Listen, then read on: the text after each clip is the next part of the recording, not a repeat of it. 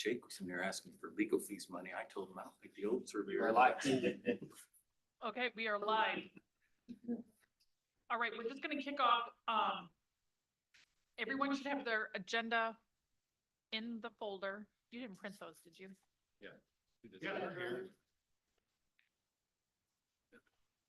Sorry. 2 pages. To start, one thing we want to look at is raises.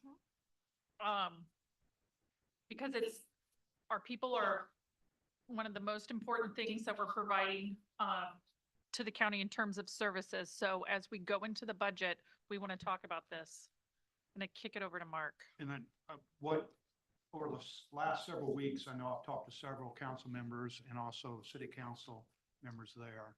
And actually from the auditor's office, we looked at some data that cost of living analysis, what the community's looking forward to for 2027, what we actually did for the last 20 years and what the average was for the federal government, talking about the cost of living average. City council last year discussed how they were going to approach their employees this year, and they were looking at doing that adjustment tied to the cost of living adjustment. And looking to several of the council members here, city is looking towards a 3.5, and I'd also recommend that we do the same there. And that's based on what we've historically done in the county here. Sitting in this seat here for almost 12 years and 16 years of administration on the sheriff's department, watching what the county we've done historically is, we'd be chasing our tail to keep our employees from running to city or here. And over the years, it went up and down, but the bottom line, it averaged out over that time. And I think what we can do now, if we go forward and look when June rolls around, all the department heads ask, what should we look at? What should we ask for raise? Well, we don't hold a lot of those numbers until this time. It's like looking into a glass and saying what's going to come out of it, and we don't know yet. The bottom line is the cost of living a month or two ago was 3.7 or 3.8 that they were talking about for next year. And I think as of this last night, I read it's going to be 3.6, and it's going to be October before that comes out.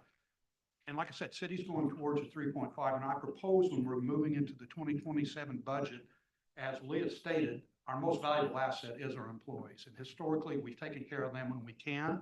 And moving forward, if we set that as a bar there, that looking what the cost of living adjustment would be, if we can afford that when budget time comes, we will do that. But we can start out by looking at as a bar we can start with. We can either move that up or down depending on what our growth quotient is, or a lot of our revenues and what our spendings are and everything else. So right now, I had consensus, and like to hear the rest of you speak, if that's the way we can start our budget process for 2027.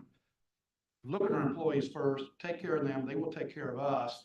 Then at the end of the process, listen to department heads, and we've seen several things, and I applaud the auditor's office this year, and probably the last 12 years looking at this and the book that we've got, the last few pages, and plus what Reedy's put in here with our analysis of our expenditures and everything else moving forward, Senate Bill 1 and everything we have to face down the road.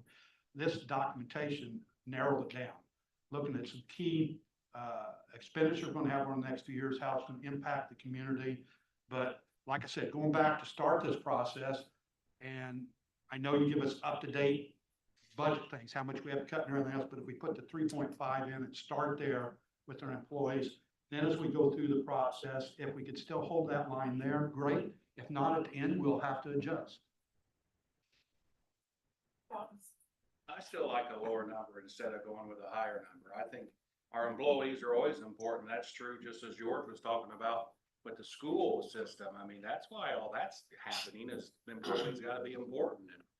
And so we've got to continue to hold that bottom line. I would rather see taxes go down for our constituents instead of taxes going up. So I don't want to enter a high number when just because the city's doing it.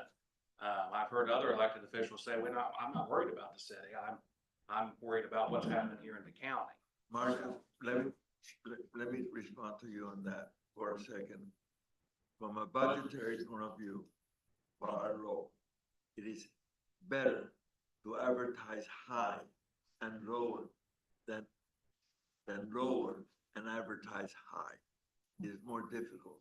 So what Mark is saying about going to a 3.5%, at this point in time, as a measure, we see where we fit into the budget and then go from there. I would also like to remind you all that, and this took a while, coming from industry, this took a while for me to understand when I became a county council. We do not manufacture in county anything. The only thing that we provide is service. The better paid employee that you have, the better qualified person that we have, the better trained person that we have. We provide the best service to our constituents. And for that, you have to pay something. We also, Mark and I, which are the two senior people in the council, have experienced times where we had to reduce a lot of money. We also were able to cut a lot of expenses. And we also had to fight against the inequality between losing deputies to the city police because the city police paid better the deputies than we were paying our deputies. And we have fought for many years, both Mark and I, that we have been able to maintain our deputies, our law enforcement comparable to CPD.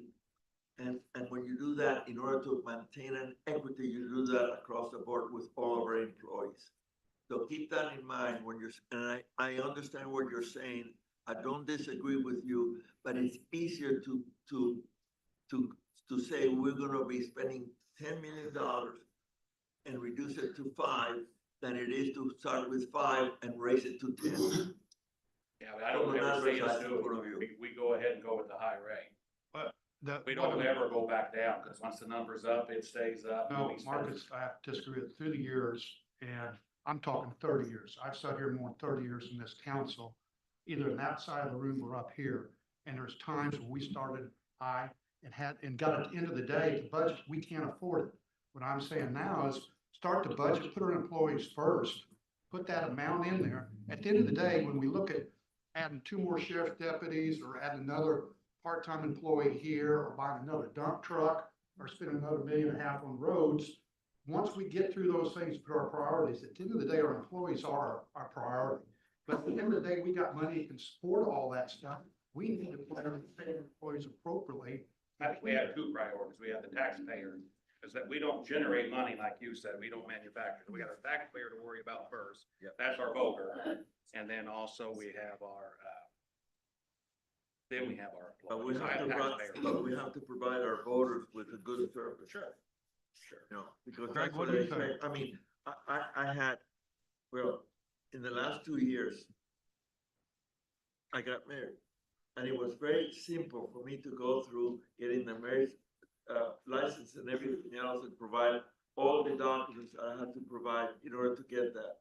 A friend of mine, they got married years ago in Indianapolis, and they have had a 3-day experience of still not being able to get their license to be able to get the Social Security and all the information they need to get. So the kind of service that we're providing is superior to many other counties, and you pay for it. And that's what we need to keep in mind, I think.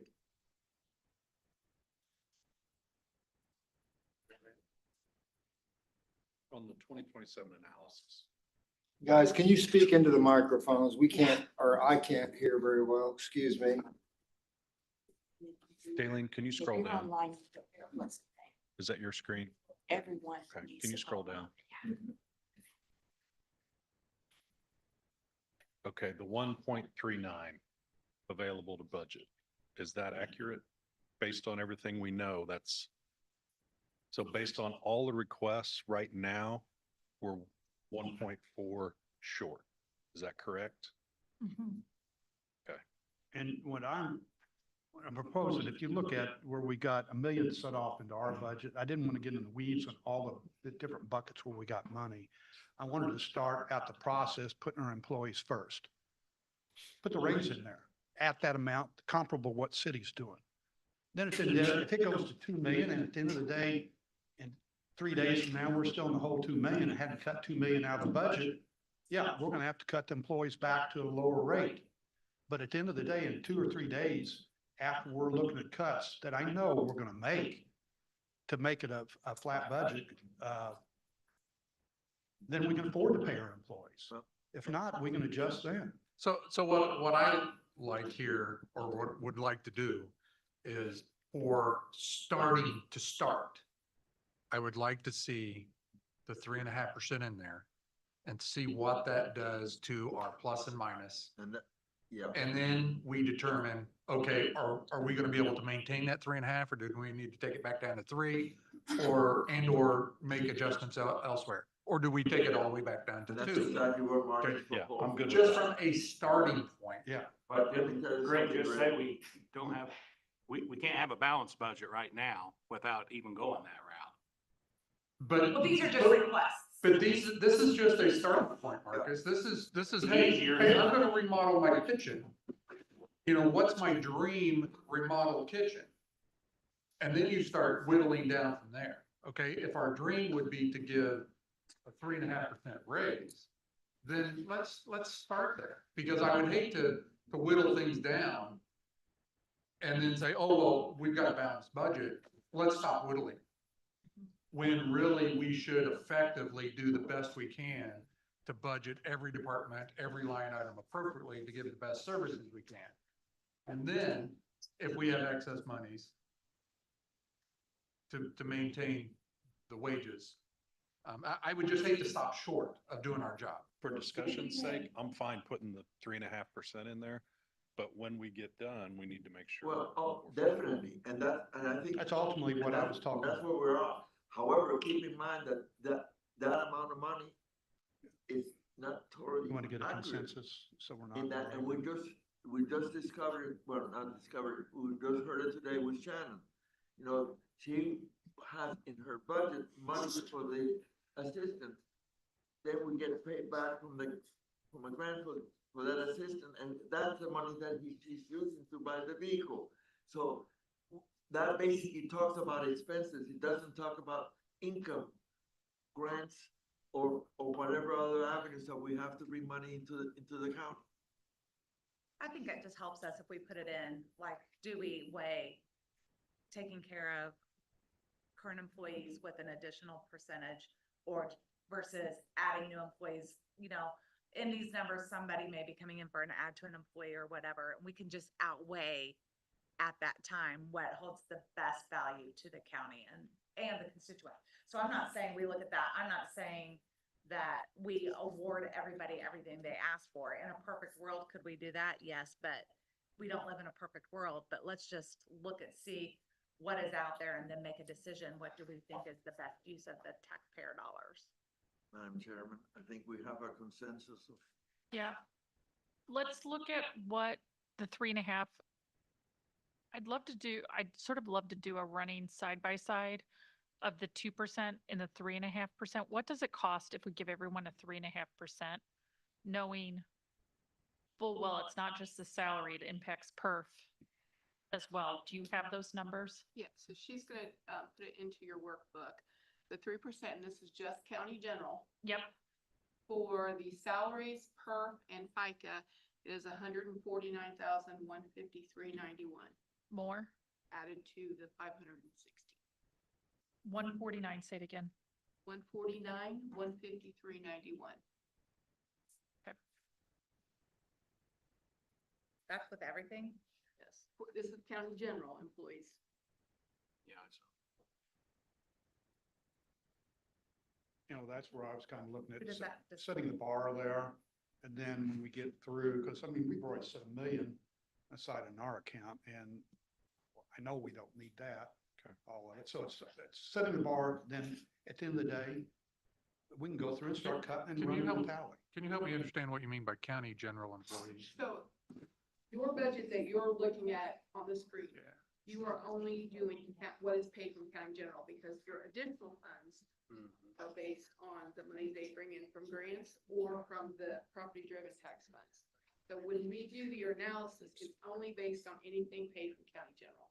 There's a So lot of employees it's the from Grand majority Blanc. of your sheriff, your clerk, auditor, county council, commissioners, everyone 28 departments, 27 departments. Some of your court services, your, Yeah, because, so if I mean, originally that was $516,000, right, and that was at 2%. but that also, that number there also includes the matrix with the sheriff and jail Oh. employees, that, It's a but different that bucket. amount, that will not change because it's only gonna change their percent. Okay. But to answer your question even more so, the So it's people in not Brad changing Barnes, for everybody in that. example, So most of that them, number is not most of based the on, people are that's paid by our 2%. grants. And It's we based also on have across the board. 5 Our deputies 2% doesn't affect that, as much as that we we're think it covering does. in county general, but we're getting compensated back by BCSD and Flat Rock Yeah. for those, SORs. And do we have a problem with, the school systems? If any employee rate changes beyond a certain amount, are they gonna squabble with us? That will be the sheriff's responsibility. Well, Oh, you're with talking about the SROs. sheriff, for example, BCSD. That would be whether they, I mean, basically, the sheriff says to BCSD, this is what it's gonna cost you. If they wanna pay, fine. If they don't wanna pay, they don't get an SOR. Okay. I guess we'll confirm that with. the Yeah, sheriff. and Flat Rock, I mean, Yeah. the 2 schools, That's why they're doing the referendum, so that they can Yeah. pay their that's right. employees a competitive salary, right? So, I mean, is that our pot accurate, you know what I mean? Is the bucket accurate there now then?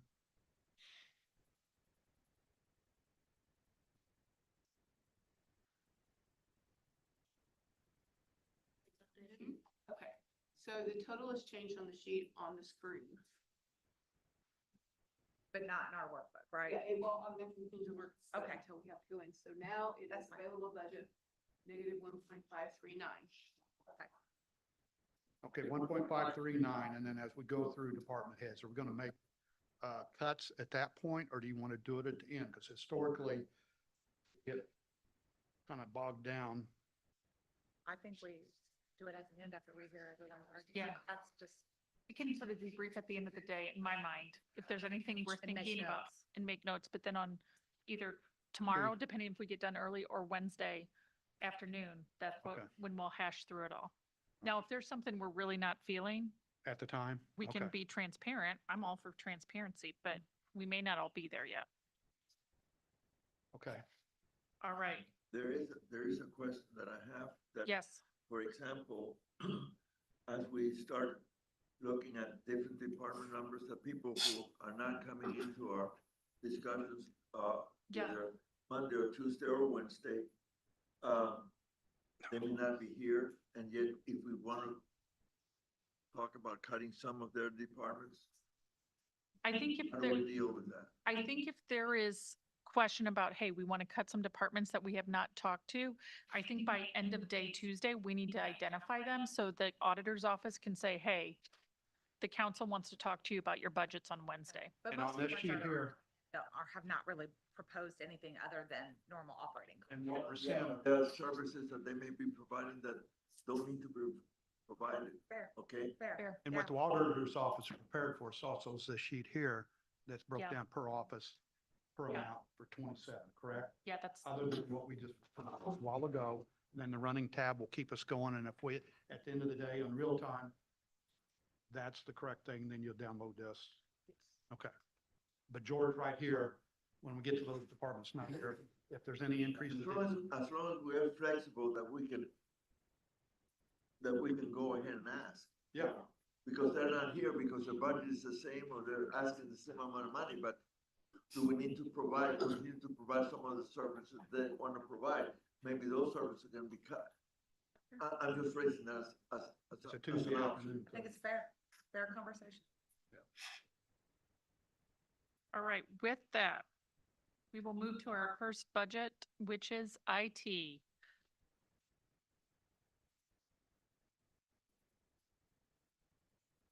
Hey, walk-up music? I know, everyone should have their walk-up song playing.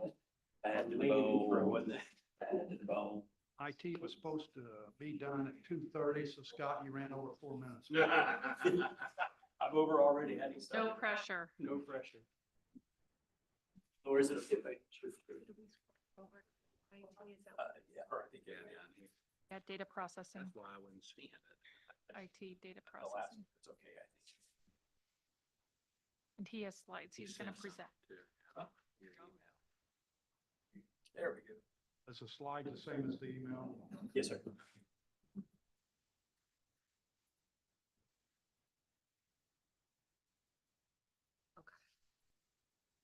Right, so, 2027 budget request, another year of, refining, growing, our department efficiencies and, figuring out how to do more with less. So, that's kind of the theme overall that we try to do.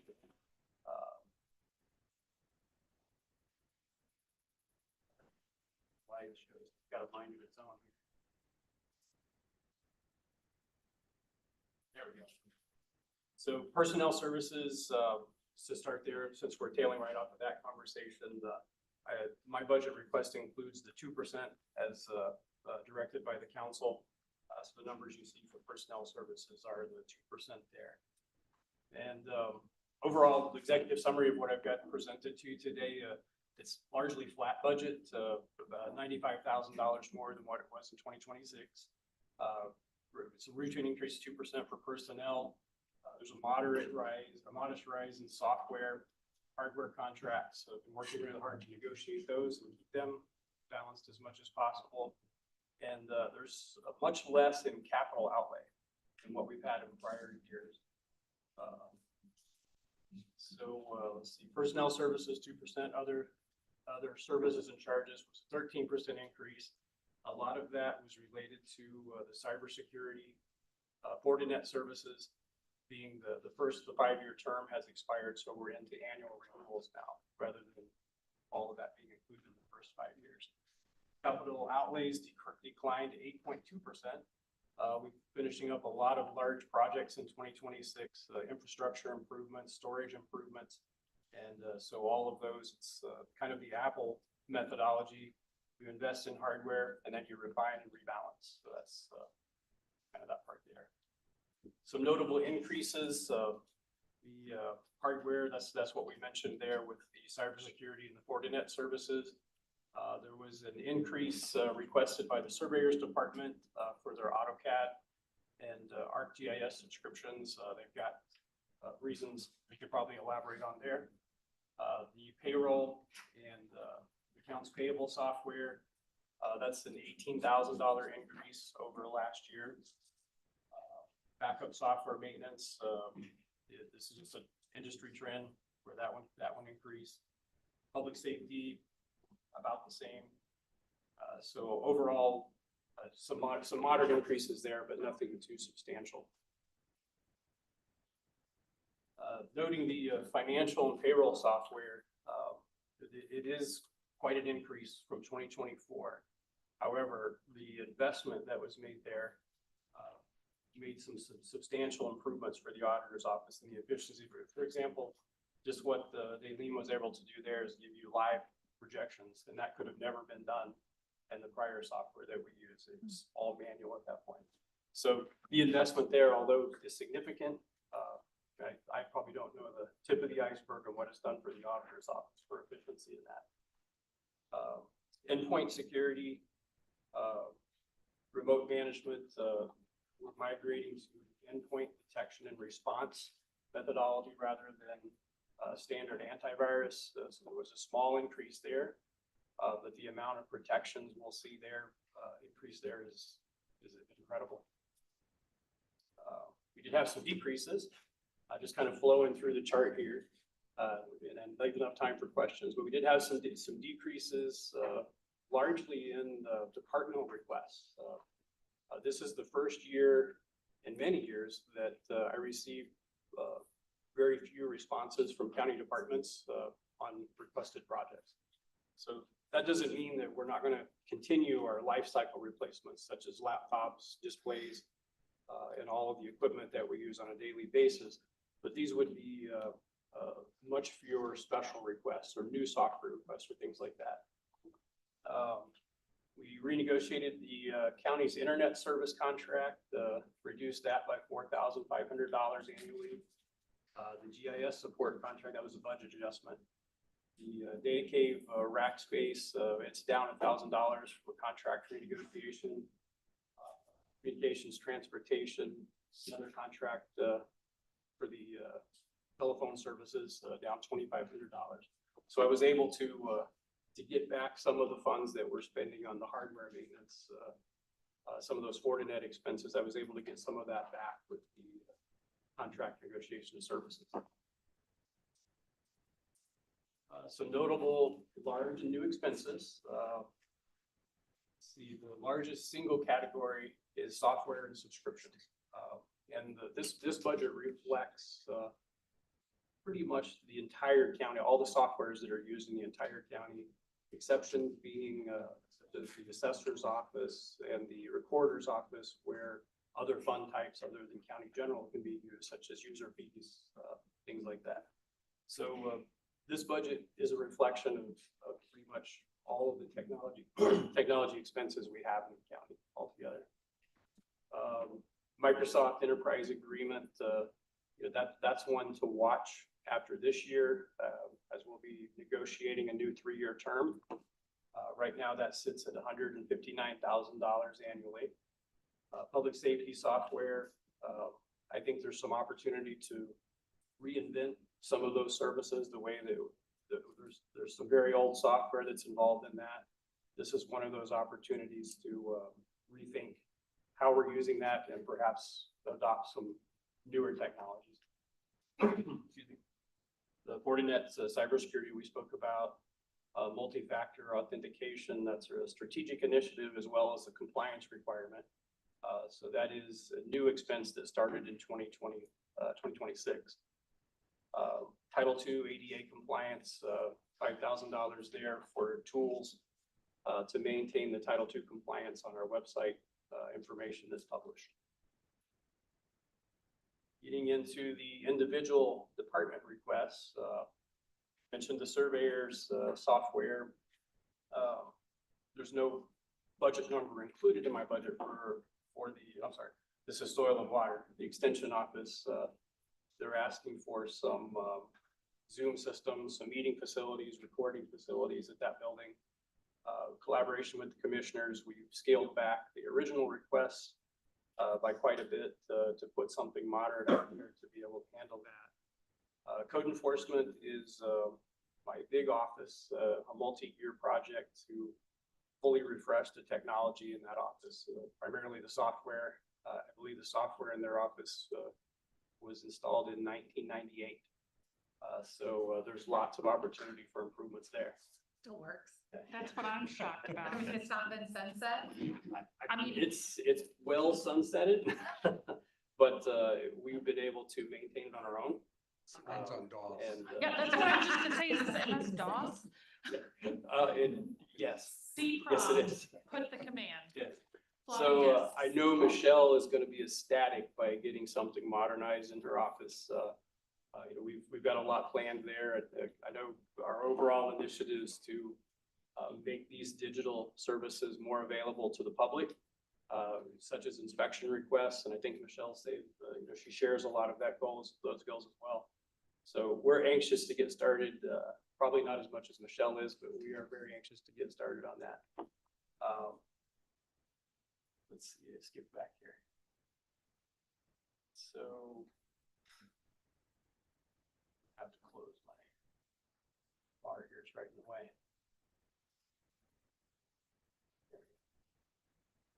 All right, Sheriff Department, some exciting news there with the jail management system. That is part of the public safety, the large number we pay annually. The state has a project called In Jail, and the Sheriff Department demoed that. They're very interested in it, and that will cut all of the money that we pay for locally, which I think is about $35,000 annually, just for the jail management software. So we'll be able to cut that once we adopt that in 2027. So already we've got a little bit on late to cut there. We'll have a cost up front, but then we'll recoup it in savings down the road. Exactly, that's right, yeah. So that $30,000 is for us to, we may have to buy workstations or equipment that's compatible. And then once that's over with, as a matter of fact, there's may even be an opportunity to buy the hardware or to receive the hardware from the state as well. So I'm pushing on that. But to be ready for it, the 30,000 is to get us there. And then cut the annuals. Let's see. Anything I looked over there. Commissioner's office, we discussed cybersecurity awareness training and penetration testing. That's for testing the effectiveness of our cybersecurity controls, as well as doing some testing to make sure that our employees are aware of email phishing scams and those types of things like that. So a small service fee there to help us with some of those engagements. See field capable computers for emergency management, display replacements for the prosecutor's office, some field tablets for the health department. There is a workstation accounted for the coroner's office. They have an office manager position, I believe, requested for next year.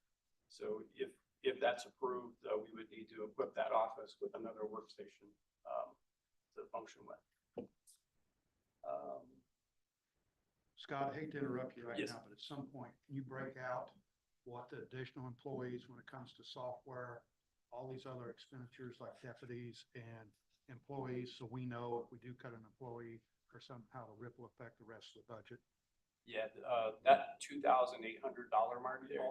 All of them that's been submitted to you tomorrow, can you give us something?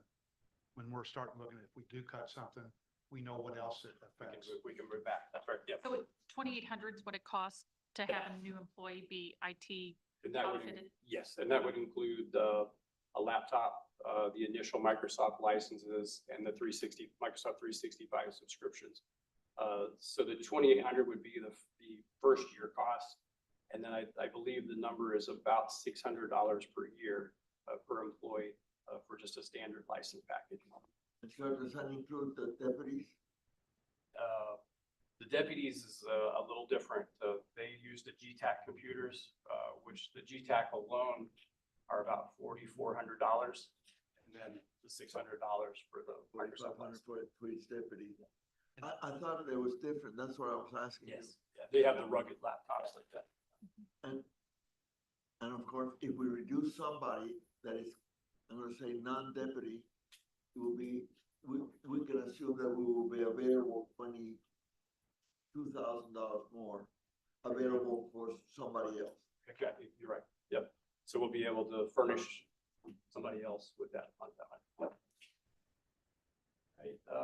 I made note of the departments I did not receive requests for in 2027. And a couple explicit, the 911 center, we've got 2026 plans replacing the dispatch consoles. We were very active in maintaining the life cycles at the 911 center and working with Todd. We really don't have any more expenses as far as IT core equipment. He's got lots of other things on the plate, of course, but the IT equipment, nothing new we need in 2027 there. Solid waste management, they have their own funding, but we do provide labor services and assistance for them. So nothing in my budget for solid waste management other than just planning for time. Todd, by hearing you speak, I'm assuming that you have contacted all the departments, and if any department comes in, it will be a surprise if they're requesting something that you have not told us. Yes, sir. That's why he's going first, so That's we know it, all. Right, exactly. So, and that's when we determine whether that surprise is agreed to by us or not. Correct. Okay. Yes, sir.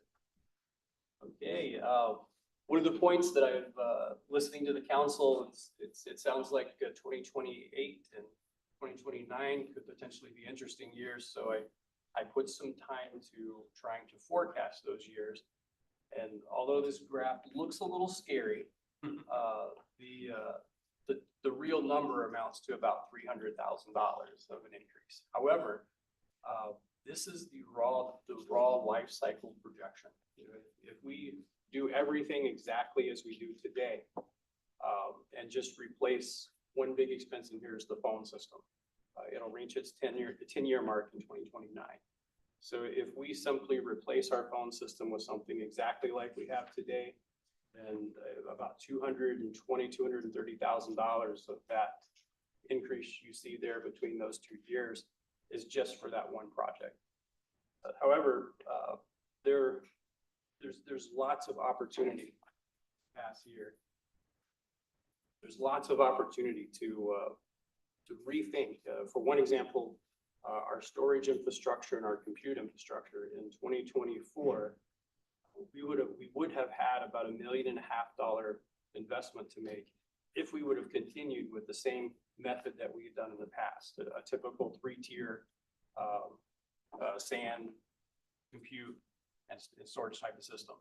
But instead, we rethought how we did things, and we've talked to vendors, we talked to other similar municipalities, and the more modern approaches to achieving the same thing we do, we were able to achieve that, and I think it was $600,000. And so we basically cut that projection in half. So that graph that you see is before we put all of the work to it to try to hammer that graph down a little flatter. So I thought it would be valuable to at least show what the numbers as are projected in the life cycle worksheet, and then know that there's lots of work to do to hammer that peak down more than what it is. Let me interrupt you for a second. I don't see anything from an improvement point of view. Have you considered, or is there any consideration of AI? Yes, sir. In fact, I've got a whole sheet to talk about AI. I'm ahead of you, sorry. That's okay.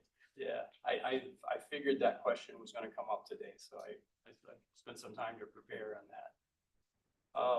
This is a breakdown of that little peak you see on 2028, 2029. Because these top numbers are lower than what you see in the overall budget request, because they just include the equipment and the software that we purchased. Personnel services are not in this. This is just equipment and things we have to replace over time. Has Michael had these numbers for that finance group for you guys doing your projection for the 5 years? No, You these haven't are had new. those? You haven't? These are new. So the four or five main things that break this, the phone system that I mentioned, the remainder of the Fortinet equipment, the Fortinet investment, that will go out of its initial 5-year term. The return on investment estimate for that is about 8 years. So when we get to 2030, it's time to rethink that strategy again. What can we do differently there, and what can we, improve there? Microsoft Enterprise Agreement, I'm projecting that service will increase if we run it as is. But maybe if we get really locked on our employees and how they use these products, maybe we'll find a pocket of employees that never use the Office suite. All they need is an email address. And that cuts down the Microsoft 365 subscription to 1/10. So, lots of little granular things that we can do to manage those expenses. Public safety software, we mentioned that one potentially raising. However, the in-jail project should knock about $20,000 to $30,000 out of that to help flatten that peak as well.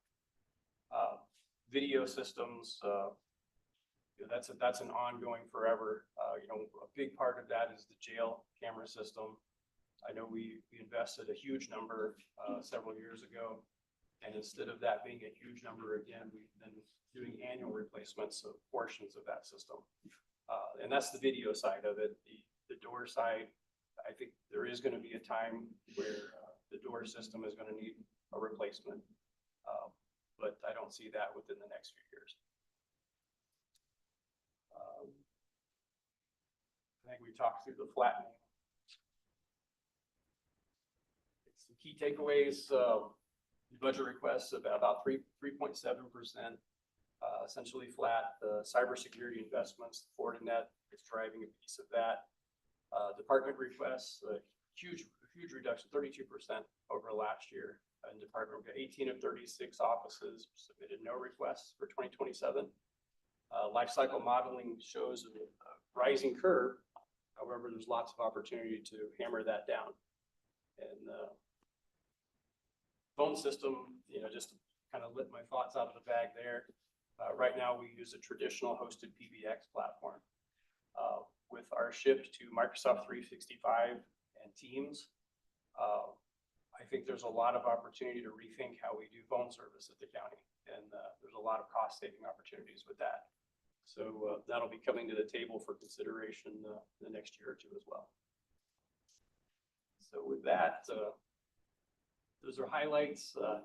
I could talk all day about the details of all of this, but wanted to kind of get the highlights out there. I can dive down deeper into individual components of all of these as much information that's helped. How's your staffing doing? Comfortable with those? Full staff, yes. So the council did a tremendous thing last year that I think was a key point of helping retain the staff and the tenure that I have. They really stepped up to that program for the certifications and all self-training that they've done. And so I think they really were happy to see that. So it was a big help from around that program you guys put in place. And it also is a merit-based scenario. Their wages somewhat in their control, by their tenure and by their maintaining current training. Mhm. The better trained we keep our staff, the more solutions and more up-to-date solutions and options they can bring to the table. So it gives us a chance to do that. Have anything? Can I add a comment? Totally. So one thing that I thought of as Scott was making his presentation was specifically with the jail software Yeah. that is on the horizon, that if you want to take some pressure off of the general fund, Yeah. start to think about other places to put some of these expenses. Specifically, I thought of with the jail software, that could go in the correctional facility lit.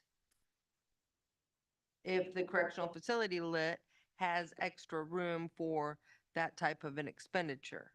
Does it? Does it have that? May or may not, I don't know. No. Or amount. But another area is you have a riverboat fund. And that we have not even taken into account at all in this budget. There's also the telecommunication fund. So there are other areas and other funding, other funds that could be used other than the general fund. Do we So I would consider some of those various areas going forward. I know, Jenny Whipple will tell you that her reassessment budget has a lot of reassessment costs.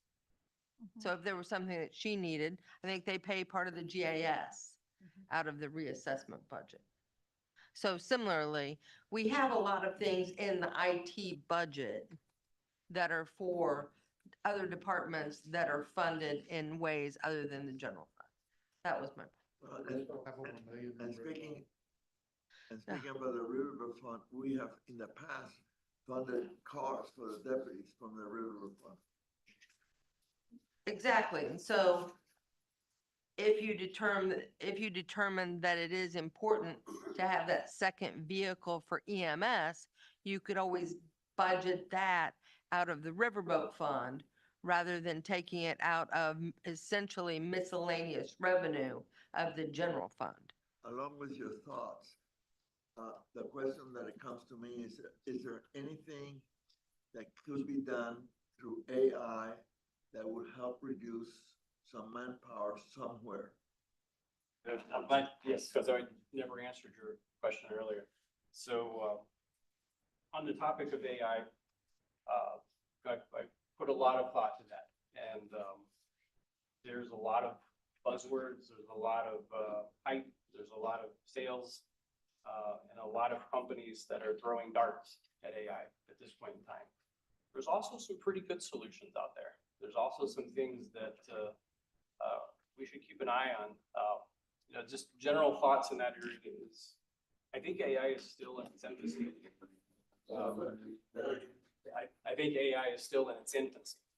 And although, there is a lot of success stories out there, I think we should be cautious about adopting AI without very clear strategic goals and without very clear ROIs identified of exactly what problem we're trying to solve with AI. What workflow are we trying to enhance? And there are a lot of vendors that I'm sure are going to start presenting at the AIC conference, all of the various places that our county officials go to. And I think we should really listen to what people are building out there and then start to bring that to a consideration if it will map to a true problem or it will map to a true efficiency we can work on. A little tolerance for research and development is probably healthy, but we should really balance that with incorporating regulatory compliance. Can't put CGIS data in public AI models. You can't put HIPAA information into ChatGPT. The financial environment is very familiar with that. So whatever we do, I think we should approach it as an enterprise rather than lots of individual subscriptions, lots of Which we have now. yeah, lots of public AI models. We can purchase enterprise level, types of models that we can operate, and we can put some of those guardrails up that help us from accidentally exposing CGIS data or accidentally exposing HIPAA data into those things. So I've got a lot of sources that I stream and I listen to, and especially state and local municipalities of things they're doing. A couple even local here. We have one active that I know of, especially in the sheriff's department related to crash reports. And they may be able to give more details, but a pretty well-designed system that's designed around law enforcement. So it has those guardrails and it has those regulatory components to it, and it helps them deal with crash reports more efficiently. And I'm sure they have, I don't know if anybody's listening, but I'm sure they have, details about what they've been able to achieve with that. So overall, I think there will be opportunity to consider workflow automations, and there probably are some R&D type opportunities already available. But myself, I'm kind of recommending the watch and learn for at least the next 12 months. That's kind of That's where I'm at. something that ought to be, I don't know how to ask the question. Let me awkwardly ask the question. Should that be something that you ought to consider putting in your budget to have some AI studies as to where can we utilize AI? We do have a little in there already. One example is we use AI for our new website integration. We can feed information that we want to advertise as a public notice, and it'll generate a little ad graphic and write up some quick context for us. But again, that's public information that we're announcing, and so those would be low risk items to use that for. Otherwise, I would have had to spend 6 hours in Photoshop that I'm not an expert at and create some kind of a graphic that goes along with our website, as where I can do that now in 3 minutes. When you say a little money in there, Yeah. is it adequate money? Or is it just? Right now, it's little, about just- $500. Huh? Right now, it's $500. That's little. Very little. 500,000? 500. Yeah. $500, Yeah, that's it? 500, yes. Oh my God, Yeah, so never flew this.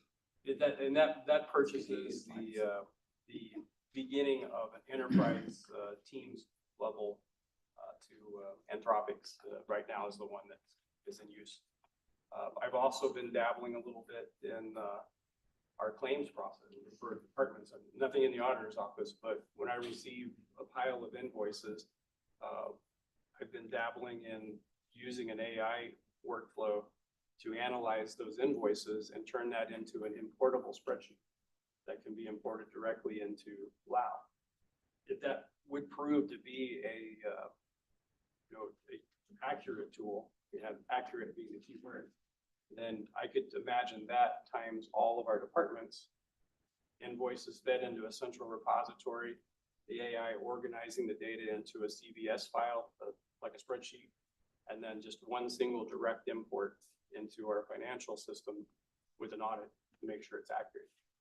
So this is all new to PS and Daleen. This is just something. We talked about it. Okay. Yeah, so we've been, that's just something I've been, dabbling with on my own to see if there's some kind of workflow there that we could get advantage out of. We talked about it the same day that I raised the question, are you aware That's right. of how many departments are using ChatGPT? And I was not.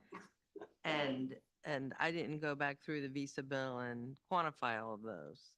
So we But- now have a, But I mean, the cat's out of the bag. I mean, a Yeah. lot of departments are using ChatGPT and paying for it on their Visa bill For personal, not for communication purposes. yeah, But do we have a way? to So when you manage see what- those emails that say, I hope this finds you well, you're like, oh yes, ChatGPT just wrote that.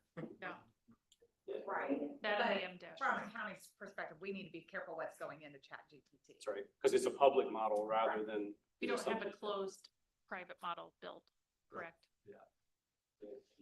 That may be, if more departments want to use those, I would encourage them to come talk to me about it because their workflow, they're masters of. And we can hear those ideas and then we can work on building an enterprise model A that they can closed model. subscribe to. Yeah, Yeah, closed Yeah. model. closed model, yeah. So, and that will take the risks of accidentally, the wrong information getting into public. Any other questions for Scott? This is great. Thank you. This is very good. Thank you. You're done. You running it all, He Scott. needs Just your run it all. IT support when you're done up there. He needs- Yeah. George needs some support. Yeah. Put on my other hat. I know you'll be with us, so if you have questions, but this has been Absolutely. incredible. Thanks. Anything else you want to share with us for the good of the cause? Other than, it's exciting times. We've got a lot of exciting things happening. This week's been, I say exciting, this week we got some major, maintenance events that are happening. A couple, forced by some power events at our data center, but that has, expedited our progress forward. And, while it's been a lot of late nights in the past couple of weeks, the thing that really is exciting about it is it's moving us forward so quickly and getting our new infrastructure online and everything migrated to it, putting us in a lot safer position. So I think that's, we're sharing a little. And in September, do we want to add the unveiling to the agenda yet, or do you want to wait? I think I would love to be able to, and I would think there's 3 commissioners behind me that would too, to unveil our new website in September.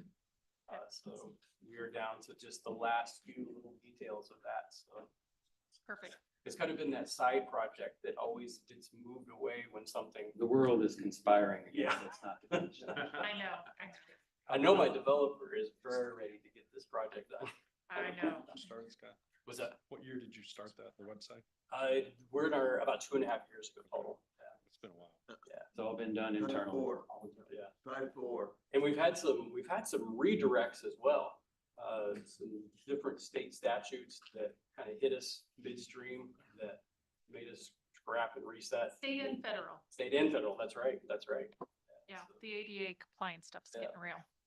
We're gonna move forward past Title II and then come back and clean up before our July deadline of next year. So, Perfect. All right. thank you. Appreciate you. All right, commissioners, welcome. So good to see you 3. Time no see. Oh. Right. Are you presenting anything or just talking through your budget? Got to present our budget. No, that's perfect. I just want to make sure, like, are you walking through, sometimes people have PowerPoints, sometimes they just. Oh, no, we're all voice activated here. Voice activated. I love it. Right. By the way, I can't figure it out. We're extremely proud of our IT department. We are very well served. They are outstanding. And he undersells what they've been working on.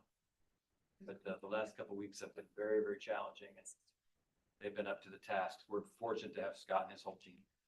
Thank you, guys. Council, thank you.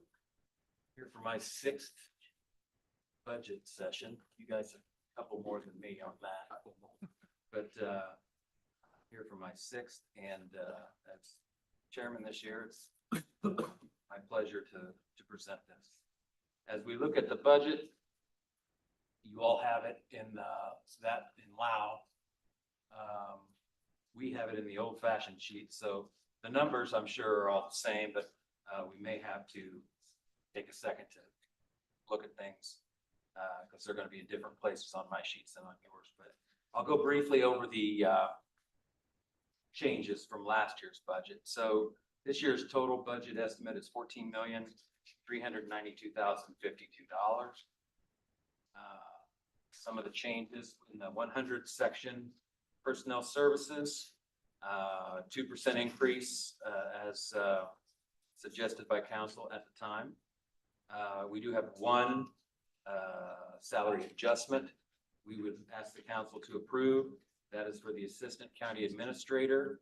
That's an adjustment of $2,963 to make that position salary, and it is in range, more in line with the duties. The duties have changed dramatically over the years. There's much more demand on the commissioner's office, and likewise, much more demand on the assistant administrator. When that job was created, it was part-time in here and part-time in the archives. That position spends more and more time here dealing with all the things the commissioner's office is dealing with. It's been quite a bit of increase in both of our administrators, but this is the request that we're asking for, to adjust that salary to be more in line with the increased requirements of the position. Also in the 100s, we have in Social Security. By the way, almost all of the increases are driven by insurance of one type or another. Social Security, a 5% increase plus an additional $4,500 to pay the Social Security on VOCA grant job. Now, I believe when grants are expected to pay for salaries, are also supposed to pay for benefits, but in that particular position, I don't believe that's the case. So we're paying Social Security and the PERF for that VOCA position. Social Security 5% increase plus $4,500 for that VOCA position. PERF 5% increase plus $8,100 for that VOCA position. Has VOCA confirmed they're paying for it next year? Have you heard from VOCA on that renewal? No, but I don't believe they have. Daleen? So the VOCA grant is coming in less, 0.7. So you'll see tomorrow in the prosecutor's budget, they are supplementing the salaried amount out of their budget in county general, but because they are part of county general, they do not pay the FICA. In part, it all comes from the commissioners, and that's why. But we did get the grant, it's just less. Yes. Because I heard VOCA was Yes, cutting it's quite a bit. Yes. Thank you, I Yes. appreciate that. Is that the 25,000 decrease? Okay. Okay. Any questions on that? Next up, group insurance. This is our largest increase item. We have been underfunding our trust. Our administrator says that we're in the 4th year of a historic increase in insurance costs across the board, whereas most times you're looking at a 6 to 7% increase. 9 or 10 has been the norm for the last several years. We have not reached that level. But this particular increase also includes a one-time amount of $500,000, which will be used to deal with a one-time issue in our insurance package in our trust. It's not something we can discuss in detail due to HIPAA, but did want you to know that this is now an anticipated expense, but we also believe it is an outlier. And we expect next year to go back to the typical increases, 7% or 7 or 8%, something like that. Is employees, incurring any kind of increase then to bear some of that? Yes, I don't believe we've decided exactly that much. It will be a drop in the bucket, but it will be substantive to people, need to pay their share. But yes, there will be an increase in premiums, but it will not pay for that. Is it the group insurance, the 855, or is that the increase for 27? 839, 817. And that's including the 5? Yes, Okay. yes. It was originally going to be about 10%. Okay. But that one-time issue raised that. Then on to the 300s, we have cybersecurity insurance. This is a new line item. We had our agent reach out and look at a few different companies that provide this. Scott worked along with our insurance broker and found a company that they have worked well with in the past. And when you buy insurance, you want to work with somebody you feel is going to pay out when you need them. And that's what we feel about this next company. So we anticipate that to be right around $20,000 going forward. Also in the 300s, printing and advertising is an increase of $1,000 due to just rising costs of legal advertisements and year-end forms. Also in the 300s is our liability, auto, and other coverage for our other insurance. That is an increase of $80,196. That is was 1.177 million, now 1.257 million. A lot of that is being driven by human rights lawsuits and other lawsuits at the jail. And it's not just our jail, they're happening all over the place. Also, with the amount of vehicles, yes, I'm sorry. That liability insurance line there. So far this year, we've only expended $31,000. Is that just the timing? It's timing. Yeah, actually, subsequent to this being built, we paid I think it was like 1 point something million Okay. Our renewal was last in time. May. We just paid it. Yeah, I think our renewal. We just paid the renewal last month. Gotcha. Okay. Thank you. Also, with regard to the insurance liability and auto coverage, if you're interested, we have 197 county vehicles. 91 of those are at the sheriff's department. And we pay about $1,000 a vehicle per year for auto coverage, which really isn't that bad when you think about some of the vehicles that we have. And so, not too bad with regard to that. Just thankfully, just got a lot of vehicles. I mean, if you think of Workman's compensation. the volume that they're on the road, I'm sorry, what? the volume that those vehicles are on the road is what really Oh, drives that up. I would say they're on the road every day. Wouldn't you? Almost all of them. But I mean, like, our personal vehicles, if we drive 15,000 miles, police cars driven 100,000 miles. Hmm. And so if it's not 5 times as high, then, We didn't think it So was unreasonable. as much or more than the mileage is just the liability affixed to a deputy Yeah. vehicle hauling prisoners And at high speeds. I mean, it's high just- speed pursuits. Yeah. When one goes bad, it really goes bad. And the cost of fixing is sure going on too. Mhm. Next up in workers' compensation, also in the 300s, increase of $65,000. Rising costs of claims and premiums have increased. The biggest drivers of those claims are the jail, the highway department, and youth services centers. Additional training classes have been instituted to try and help reduce those incidents. In contractual services, last year we asked for $250,000 for the Humane Society and our animal control contractual services. For 2027, we're asking that to be increased to $100,000, $350,000 per agreement with the Humane Society. Also in the 300s, I'm sorry, nobody say anything? Okay, I thought I heard something. Also in the 300s, membership dues increase of $4,000. We are increasing our support of the chamber.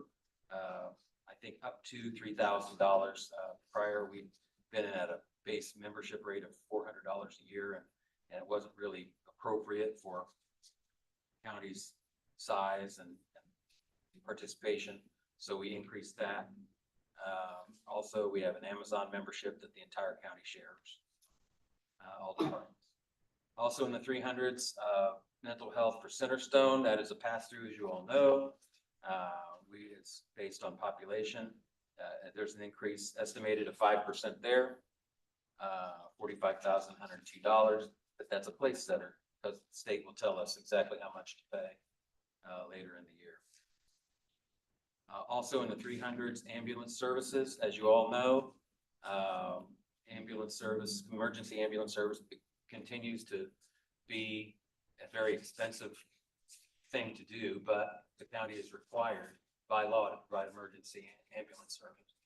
And so 2 years ago, the county, the city, and the hospital formed a memorandum of understanding that we would all share equally in the over expenses of that. So we anticipate this next year our share to be approximately $1 million. But the city and the hospital will also be putting that up as well. This will be the third year of a 4-year MOU on regional health city. If you'd like to know more about that, we have increased the number of ambulances from 4 to 5 available at any one time. We've upgraded the fleet. Response times are going down, and the community is better served for it. At some point, they may anticipate we have to add another ambulance within the next few years, but that is not set in stone as of this point. And then in the 400s, everyone's favorite, county road overlay shortfall. We ask $1.5 million. Obviously due to community crossings, we do not anticipate receiving any funds in 2027 from community crossings. As you all know, we did not institute wheel tax. I think everybody in this room is pretty much in agreement that we can do without one, at least for a while. And so we're asking for 1.5 million from council so that we can do approximately as much work as we have done the last few years, around 30 miles. So along with the 1.5 million from council, the commissioners will pay 500,000 out of seated and then $1 million out of our highway garage fund. And that will get us to our roughly $3 million for our roads. That's it for the commissioner's budget. An increase of $1,453,769. Take any questions you might have. Did we go beyond the 3 million last year with the grant and the money we set aside? Yeah, a little bit. I think we had, Just a few, like $50,000. yeah, not much, a little bit. We ended up doing, I don't have that right in front of me. We got it. You got the 847,000 from the state, and then we gave you 1.5 plus than what was budgeted, so it should have been more. The first round was about 1.7, 1.8, it was 1.8 million. And so we had to kick in extra milk because we only got the 800,000 Yeah. from the state. And then the next round, I believe, was, 31 miles per. I can't remember exactly, was it 2 or 3 million? I don't have it in front of me, y'all. I was looking at the numbers trying to figure out. Yeah. What's that total percentage for what you just presented increase?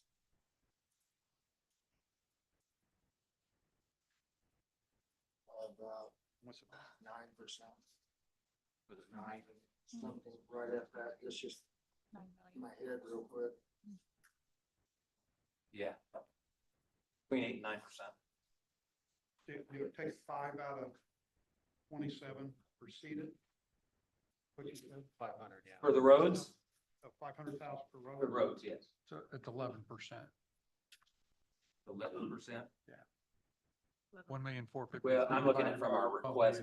I'm looking at from our request last year, not from what was allowed. From approved.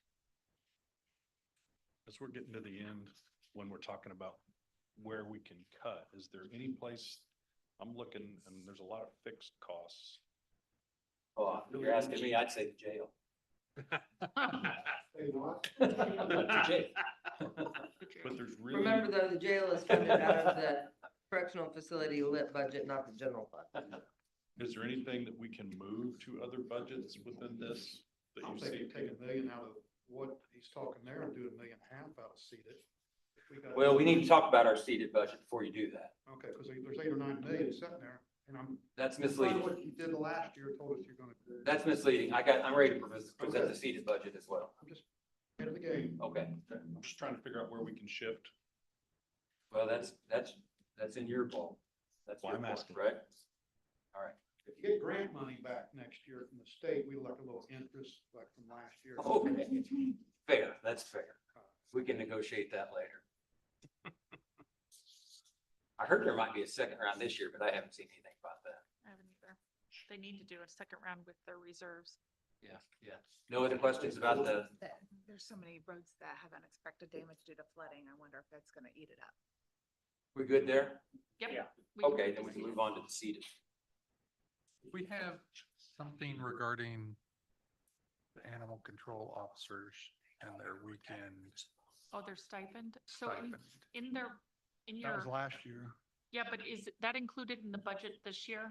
Their weekend stipends? Yeah, we didn't have any change in that. It's under overtime.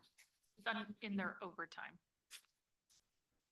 You mean on call thing? that we Yeah. talked about? That 25,000 is their stipend?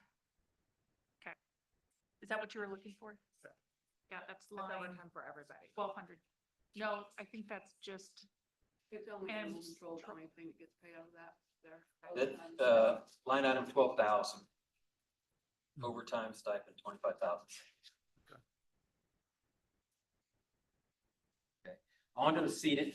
Our seated budget is exactly the same from last year, $3,283,000. No changes whatsoever.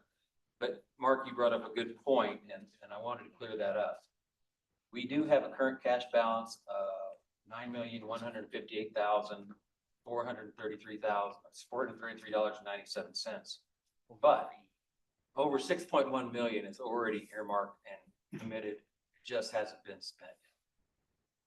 It hasn't the bills. We've still got Bear Lane, 700 North, highway bond for the rest of this year. We 366,000 for Driftwood Utilities for part of the Northern Gateway. Becky Church for her 3-year agreement, $9,500. Economic development, so we have 75,000 left on our seat for that. We have jail, AC units, and water pump repair. New storage building, Can't remember. that is about $250,000. And the jail corp, still got a couple 100,000 left, or did that go to pay the bond No, I believe we used that to something else. at the end? I don't know what happened there at that. There was a couple 100,000 in There there. was. Yeah, we're trying to use that up. Okay. New storage Has to be a buildings. Specific expense. I knew it had to go to. We're do thinking something. some of these might fit. So we have about $6.1 million that is earmarked already, which leaves us a balance of about a little over $3 million available. And then we are looking at windows for this building next year at about $1.5 million, is what we estimate.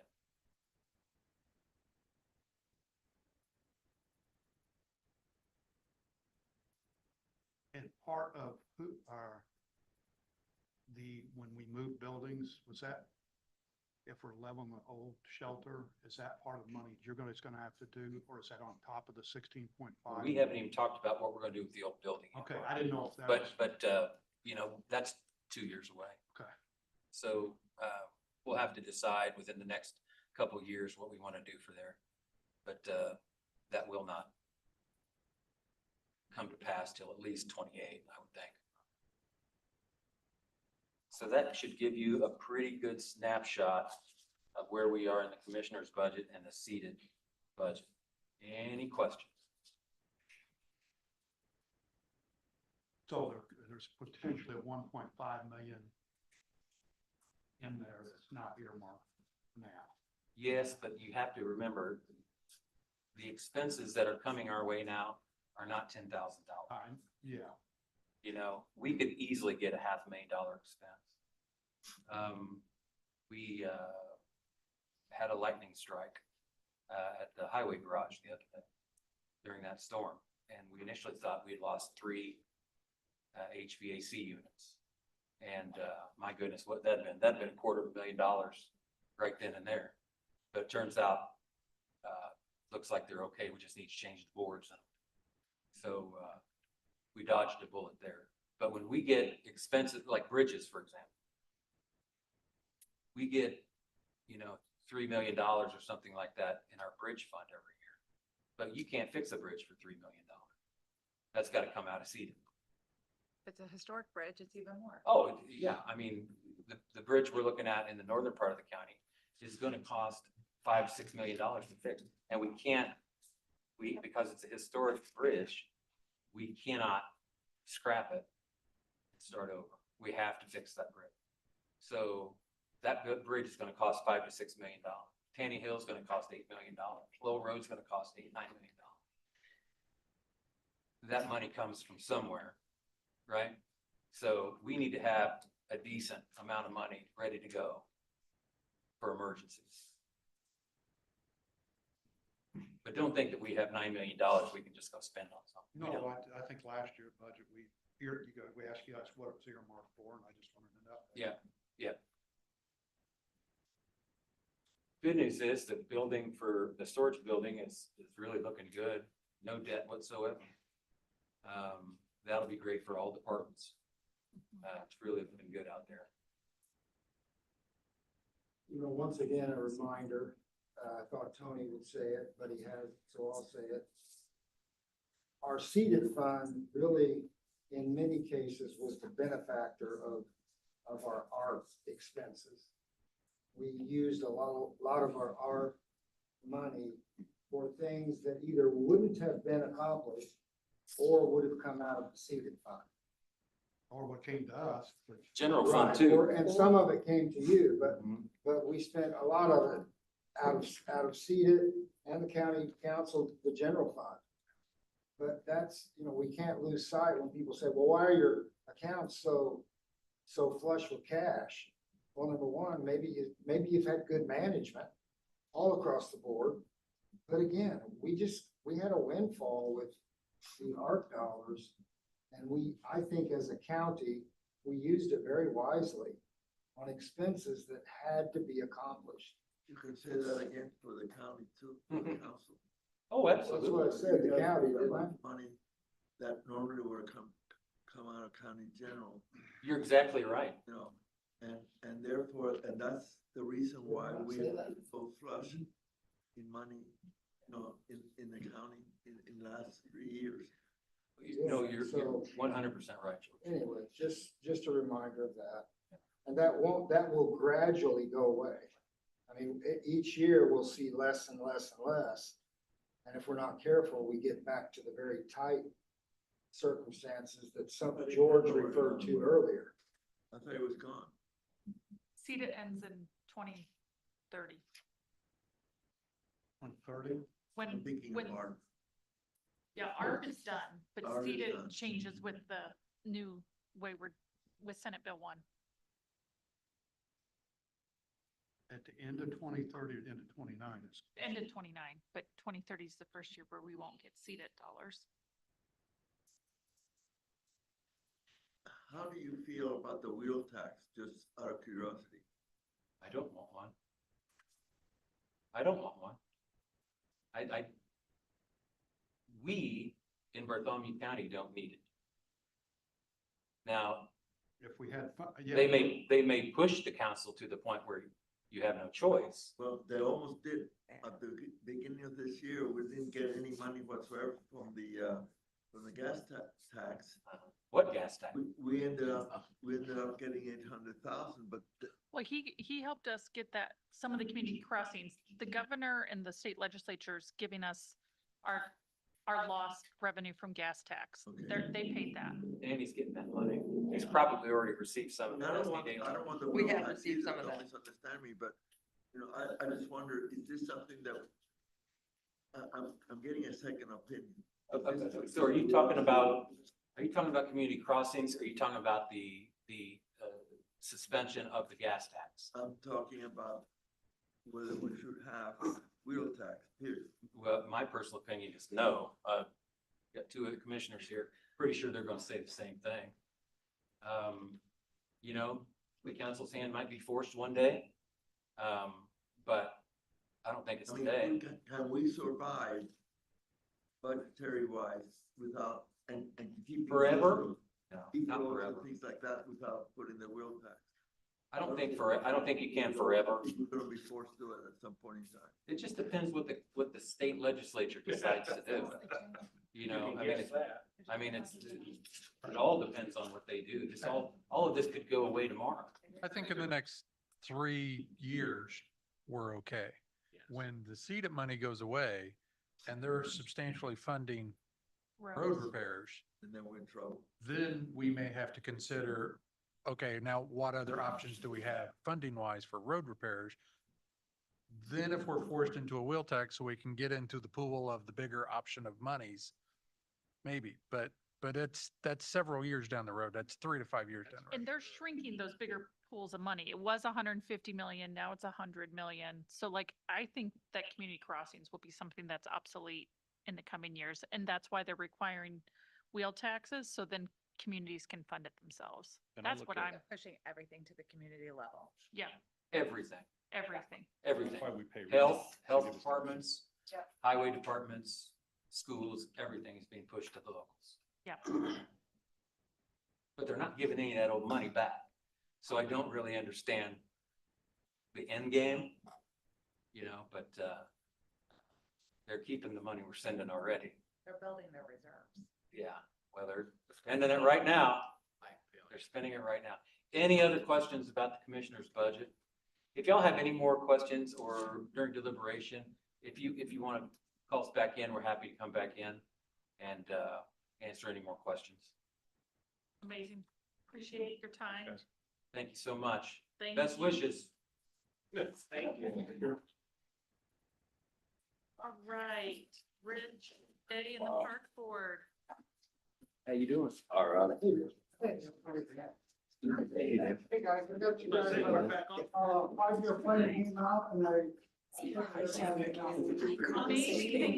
thought maybe we were getting apples. surveys. Stressful snacks. What you sent me? 3D printed. I'm sitting there looking at a little screen. Thank you, sir.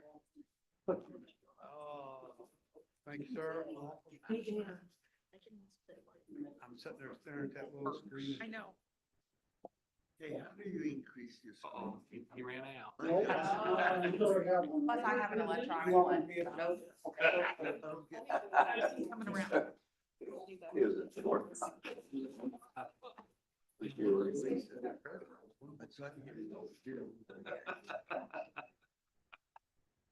That was in last year's. I don't remember that. Hey, inside those, 5-year plans, I got a couple things I wanted to talk about, before I got started on the budget real quick. I got some numbers back from the visitor center. Economic impact from, some events that have been going on. Yes. Well, I can read that. And like it says, the economic impact doesn't necessarily put money in our pocket, but it does our community. In 2025, we did $2.2 million worth of economic impact to the community. That's just done stadium, our 4 little fields. 26, one tournament was over $500,000. And to date, we've done $873,000. So that's a lot of money we're bringing into the community. Essentially, what that does, in case you guys don't know, is it's the tourism really brings money into the county, but through restaurants, gas, heads and beds, things of that nature. It drives the community. There's also a little insert in there that I put, overall, those are the numbers that sports tourism did for the whole county, city, and everyone. Some amazing numbers. That $5 million was directly from Dunn Stadium. So that was 25. They don't have all the figures for 26, obviously. But I wanted to bring it to you aware that our parks are bringing money into the community. BMX is growing as well. We're almost up to $300,000 a year for economic impact. But I wanted to make sure you guys were aware that we're doing more for the community than just for a place for people to go play pickleball. So, but, and also in there, if you guys want to look at it, I did put some cost savings that we did this year. We took out some projects that saved, almost $50,000 that we normally wouldn't do. Budget wise, we went 1.6% up total for this year. Got back on some stuff. Payroll, we put the 2% in. I know you guys talked about maybe doing it higher. We fixed that later. But we didn't raise it much. The only thing that we did raise was Heflin Park Manager. To alleviate some of the burden on our labor, they have started cutting the grass up there themselves. So we calculated essentially about 56 hours a year at the base rate of what we're doing, and we added that back in. The commissioners advised me that'd be a good incentive for them to do that. It came out to about $1,000. Exact total. It was $1,039 raise for the year, but they're mowing it. They're mowing the whole park. If for something happens, they call us and we come and help them. It's happened 3 times this year. It's a big, that's 2 hours just to mow that with 2 people. Plus you driving back and forth. Plus you're driving back and forth, unloading and loading again. So that was a big savings. So the commissioners thought it'd be a good thing to give them a little incentive for continuing to do that. Other than 2%, that's all I've asked for in my 1,000. Any questions on that? Nope, makes sense. Wait, I don't have a question for you. I have a question for Daleen and Pia. So if we change this to a different amount than 2%, how do we see the total budget impact real time? So, Our screen. yeah. Until, we have not changed the individual screens yet, we just changed the lump sum. But And the lump sum includes these? The lump sum page includes those, yes. Okay, perfect. That answers my question. Thank you. And the total was like 150,000, right? 149,153.91. You're such a nerd. Because to make that change in each Would be individual thing, cumbersome. we don't have that set up to do it that way. And I to don't have it set up to do that, we'd have to make sure that the Oh. spreadsheet and all that, and we'd rather do it through Lao and. Use Nope. full glass of milk, and you're looking at each layer. Yeah, as long as it's in the big number, that's what I wasn't sure of. Yes. Then I'm good. Sorry. Nope, you're fine. The 2,000, I didn't raise anything. I raised operating supply 2%. We're seeing an increase in the products. Essentially, that's my bathroom products. And with the pickleball, Oh, it has increased. the ladies. They go to the bathroom. You're Yeah, saying the that the old ladies. people go to the bathroom? Yep. No, I'm you might saying, say that. I I'm will say saying the ladies pickleball people go to go the bathroom.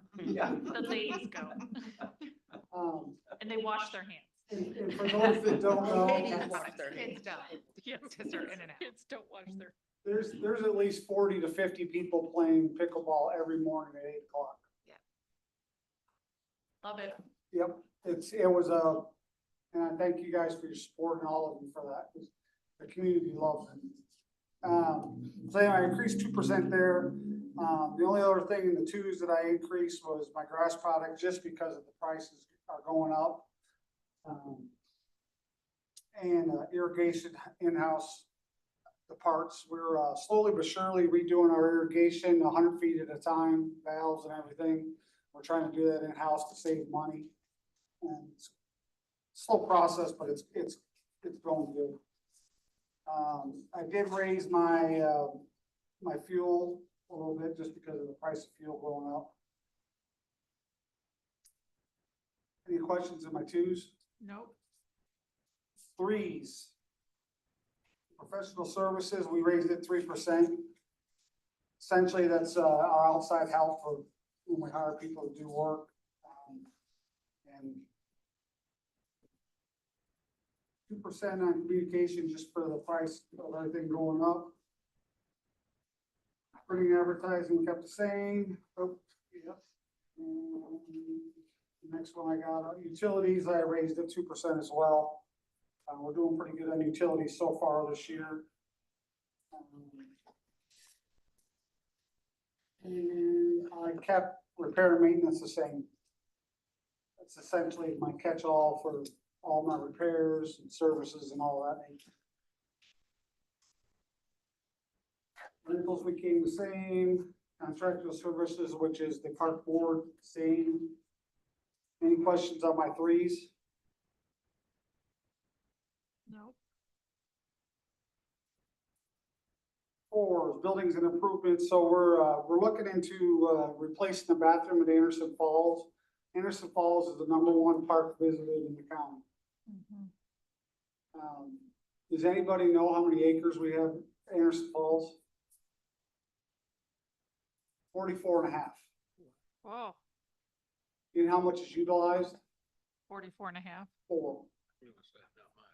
On this side of the creek. Because of the bridge. There's no Oh, bridge. there's no bridge to There's get no to. bridge. Yeah. So the first step up there is the bathroom is abysmal up there. We found some prefab bathrooms that could, with water. We'll have to fill a tank in it, so we don't have to put a well in, because I'd say the well would be pretty deep up there. That's what the new building money is. So we're looking into doing that as a first step. Second step is we're looking for a grant for a bridge. There are grants out there. We did look into one a few years ago, and it just didn't come to fruition. So we're gonna apply back to it. We want it to be a visitation place even more. Yeah. So. And that's what it says in the 5-year plan. If you look at it, people want trails, they want nature, they want conservation. That's what they want. That's what they're asking for. So we're looking and try to enhance that up there slowly but surely, not all at once. And we have septic in the current bathroom? No. No, so essentially what we have now is it is an outhouse, essentially. It has a catch bin underneath. Yeah. The new one that we're looking into is the same thing. It'll just be pumped out like a porta pot. Yeah, with the vacuum pump. Yeah, it's Yeah. got a vacuum pump on it. And so I think people will like that we have, be able to wash their hands and flush the toilets. It'll be easier for us to clean, obviously. We'll have to get with Scott and try to figure out a way to put some kind of a locking system at dusk to dawn or something of that nature, but Reception to the public would be. It's, what we're looking at up there is very similar to what you'll find in your national parks.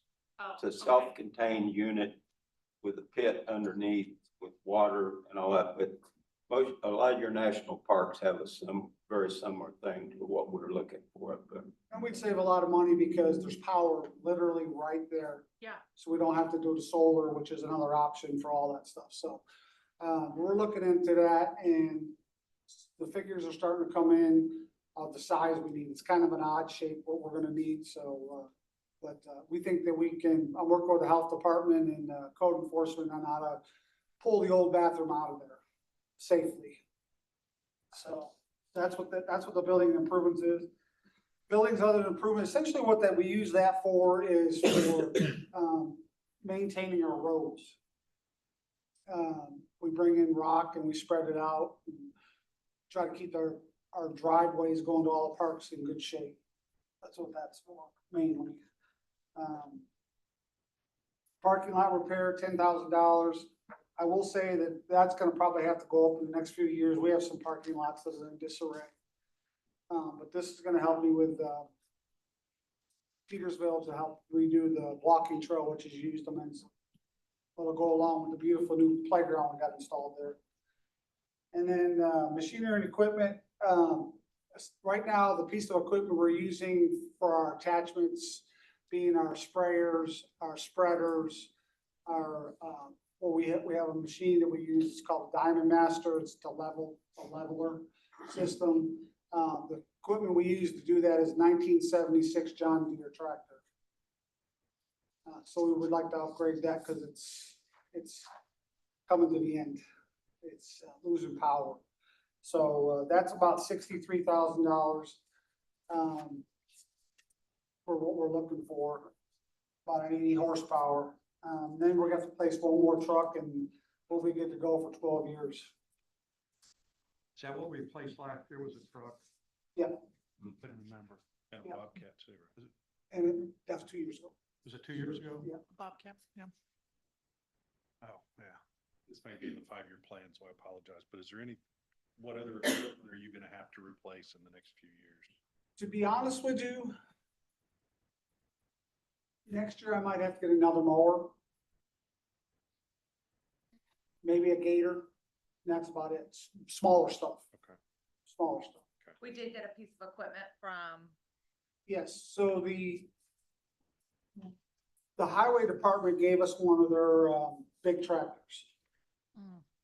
We're testing it now to see if it's not too big. Cause it's one of those ones they use to cut the sides of the road with the arm and all that stuff. Too big. It's pretty big. But on top of that, they also have the arm that only fits that one. We borrow theirs all the time to cut stuff down. So that would be a savings too, not having to go get it and drive it or load it up. And now we can actually load it up and transport it from the new truck, because we couldn't before, it was too big.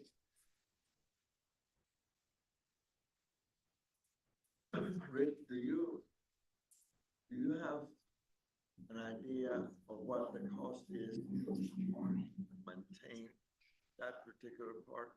Or you're just using a total global? This is a amount? total overall, it takes to do it all. Like you don't know each park, how much expense each So park Dunn is? Stadium's using the majority of it, but then again, it's the most, But Dunn is the it most- says that Anderson Falls is the most visited.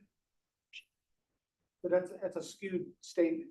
Dunn Stadium, Friday through Sunday, you can't find a parking place in Dunn Stadium, at Dunn Yeah. Stadium. correct. How about And Headland? it may be BMX or it may be a softball tournament or whatever. Which are the two most used parks besides Dunn? Halfland, Fun. Anderson Falls. Was there much damage from flooding? One thing that, Owens the Bank. reason I'm asking is one thing that I have noticed, and I drive by daily, is the park close to Elizabethtown. Elizabethtown, I noticed that there used to be a playground that's gone, the playground was in disarray and was unsafe, it had to be pulled out. a diamond, that fence is almost damaged, there's no diamond in there. What do we use that for? It's used a lot for people to picnic there a lot. The big, They picnic there in the shelter house a lot. I have not seldom ever see anybody in that picnic or any, and I So- drive by all sorts of different hours of the day, night. One of the things we have earmarked to do there is, we're gonna turn that area around the shelter house into an RC track. Use what they use down at the BMX, and, they use a glue mixture and, a glue, clay, and, another mixture, I can't remember off the top of my head. And they mix that up and it's almost like concrete. And we had to go, we used to have to redo the track down there, I'll say we, the next people, we did the track 5-6 times a year at the minimum. Now they're twice. Why has that park been deteriorated in the form of no more, diamonds to play with? The fence is also, it seems to me that the only thing that that park does is cost us is cutting the grass. Good question. The bottom line is with the labor we do have, especially this year with as much rain we've got, it's hard to keep up. And the average cost of new playground equipment for a park. It's runs- $75,000 minimum. Yeah. And part of this 5-year plan is telling us what we need where. Yeah. And the park board and I are trying to develop a plan with it. And inside here, there are some stipulations what we want to do at some of the parks. And I know that one of the things you tasked me with was to get a survey done to find out. And to be honest with you, the number one thing on there, playground was number 3, is they're looking for more playgrounds. But number 1 was nature. Which Page is why 60 Anderson- Page 67. Thank you.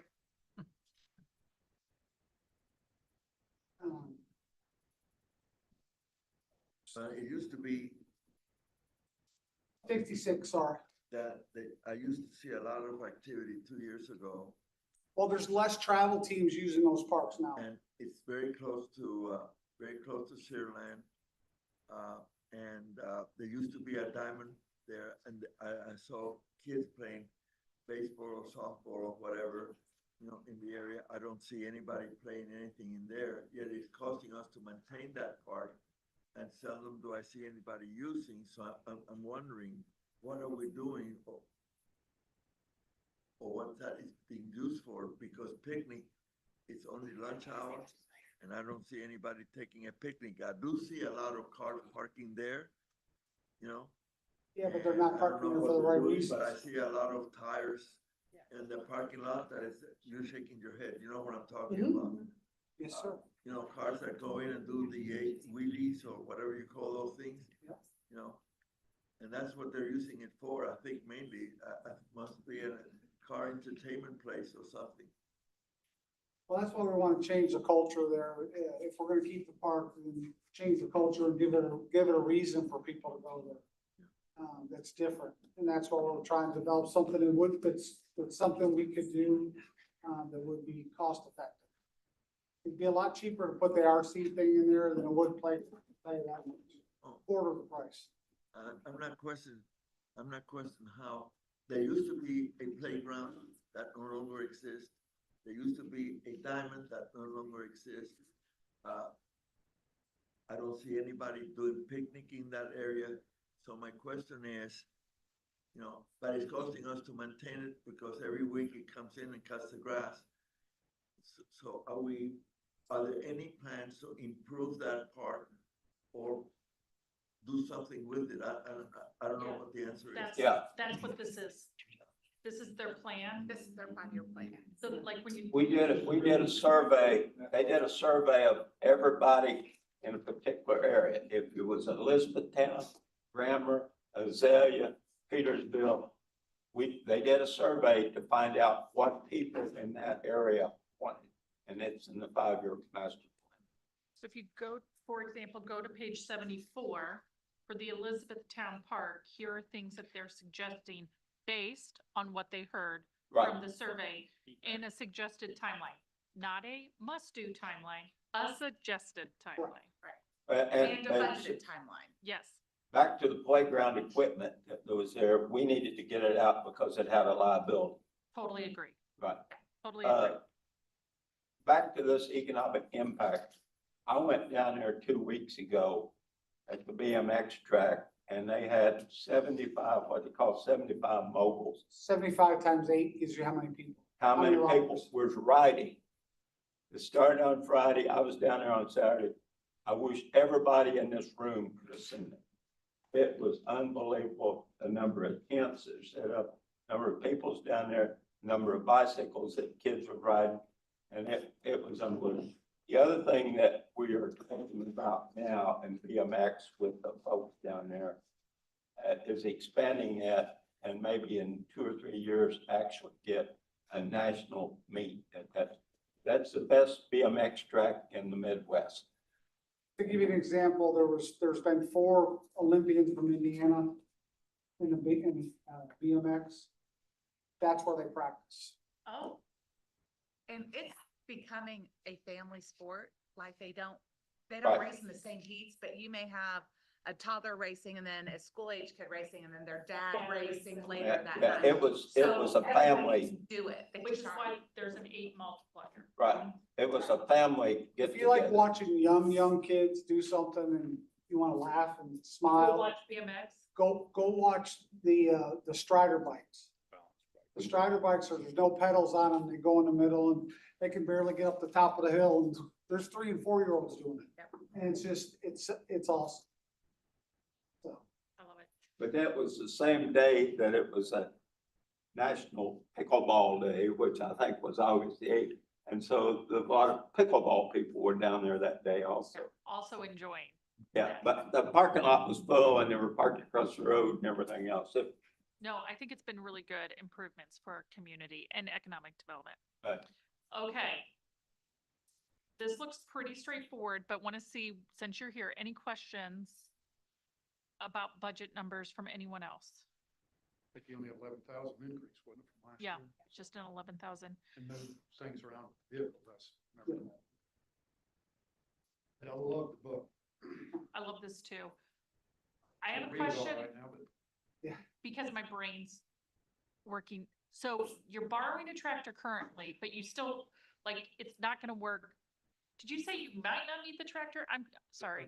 so the tractor that they gave us, They Yeah. gave we can use it, but I'm not sure it's gonna be good enough for What you for need, what I need. perfect, because I was like, because you want to get another, like, that's the size of this 850, right? Yeah. 800 horse, Yeah, 80 horse, Yeah, yeah, at least minimum, PTO driven. right. I The just want to tractor, make sure. the tractor that they're letting us have, it can work for some things. We know that already, but the bottom line is they're giving us the attachment so we can use it to go cut. It's almost too much, right? It's a nice to have. It just doesn't do what they need day in and day out. Right, It's they a need a special little jobs. workhorse. Yeah, we need more workhorse, exactly. Perfect, I'm good. Thanks, Rich. Thank you, guys. I appreciate all you of guys. this information. You're welcome. Thank you.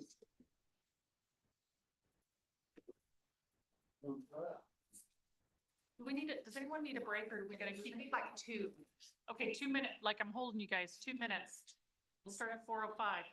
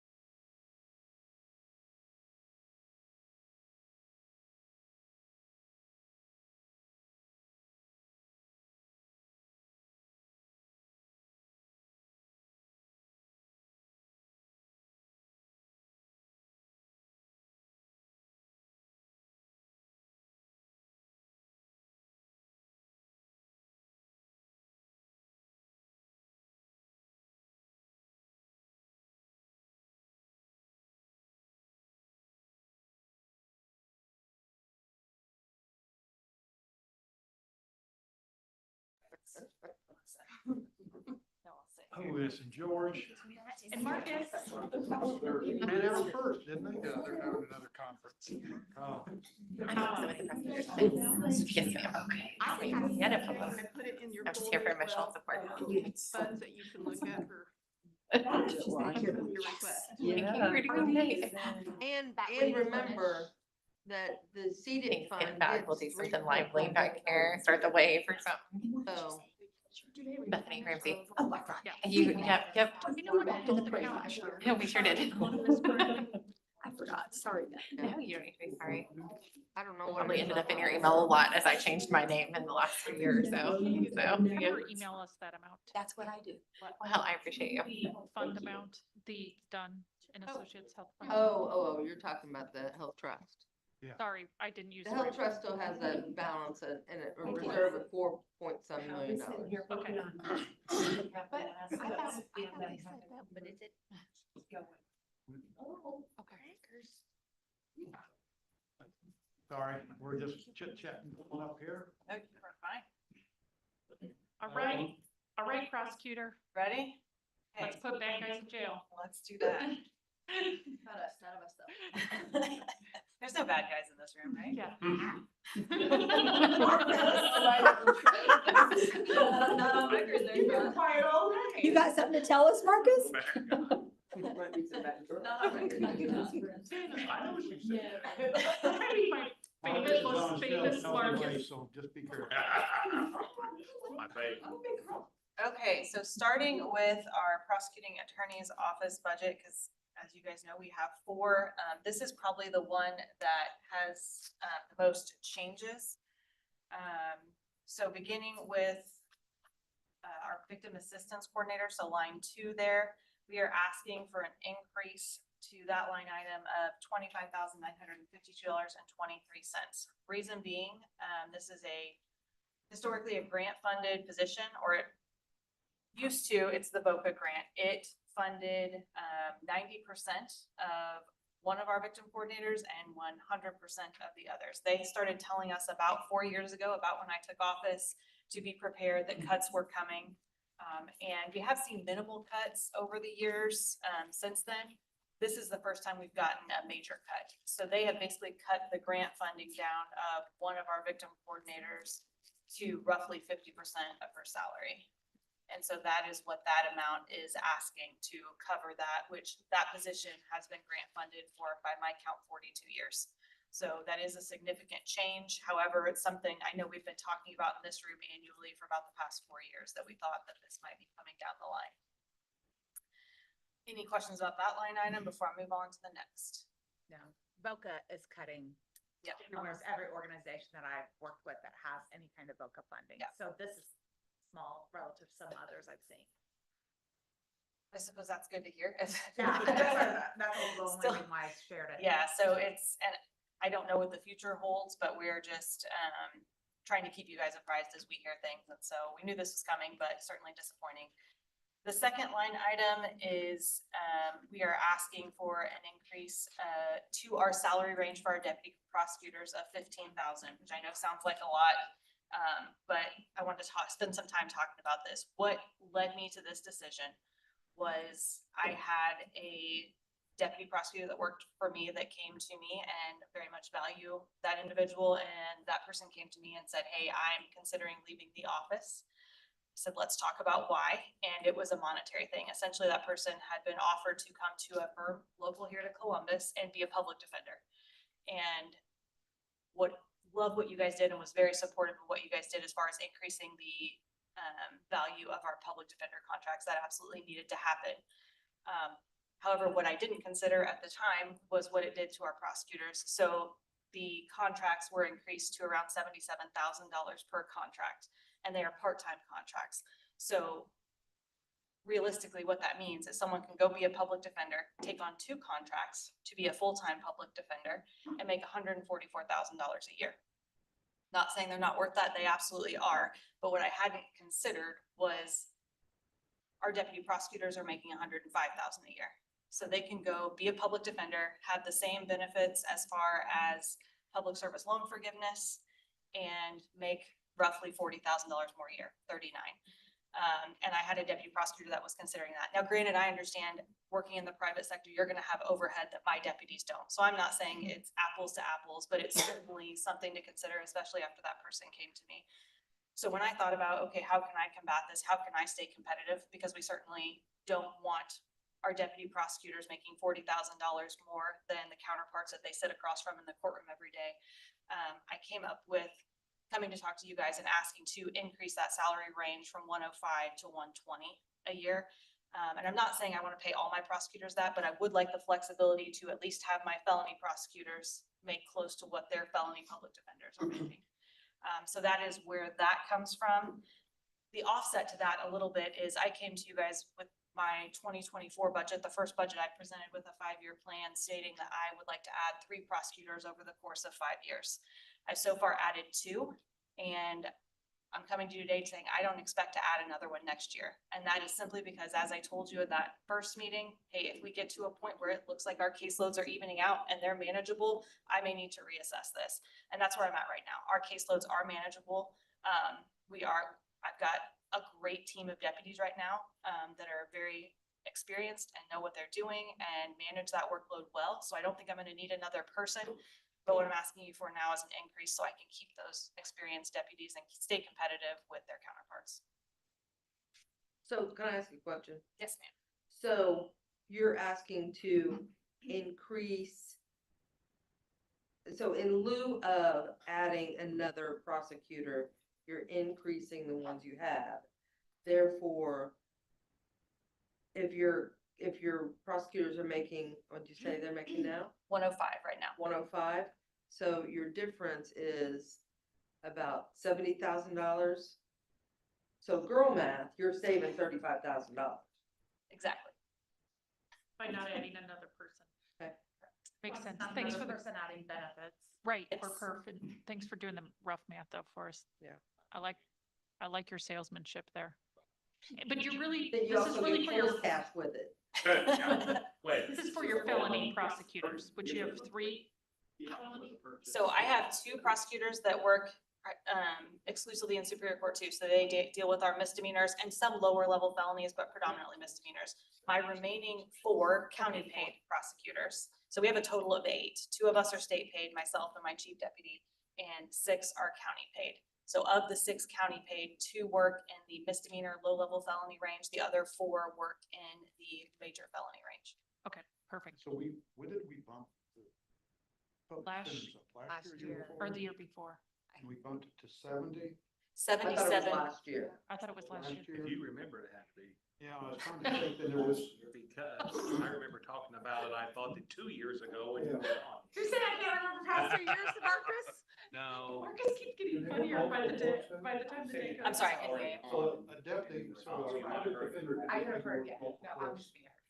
Yeah, so as of right now, there are several public defenders that have 2 different contracts. Some of them are in the same court, some of them are in 2 different courts. Locally. And they also have the ability to take on private cases as well, whereas my deputy prosecutors by state law cannot take on any additional side work, even if it's civil in nature. I know you're not anticipating adding an employee, but from a budget standpoint in the next year or so, it is possible that that victim assist coordinator will not be funded by VOCA at all. I do think that is almost a definite in the future. I just Yeah, can't we say can when. anticipate that. So Yeah, that is I- something we'll need to it's- think about. when I'm we're already in done. my brain considering it gone. It's coming. I just can't say exactly when. I'm in favor of it. When you talk about the deputy prosecutors, the additional, so would you move it up to 15 and then plus whatever we decide to increase? Or are you saying build that 15% into whatever the increase? Range. I would say increase the range to 120. So that would include whatever increase, like cost of living increase you guys are doing That this gives her year. the ability to, of course, in what workload is for her employees in the range. Exactly, yes. So if they cap, they don't get an increase when county employees get an increase, is that correct? So in the past, when I have, like right now, I have people at 105, which is my cap. In the past, when the county does whatever the increase is, 2, 3, 4%, they have gotten that as well. Okay. So it's just increase the cap. Yes. Gives her a window. Yeah. Okay. Outside of that,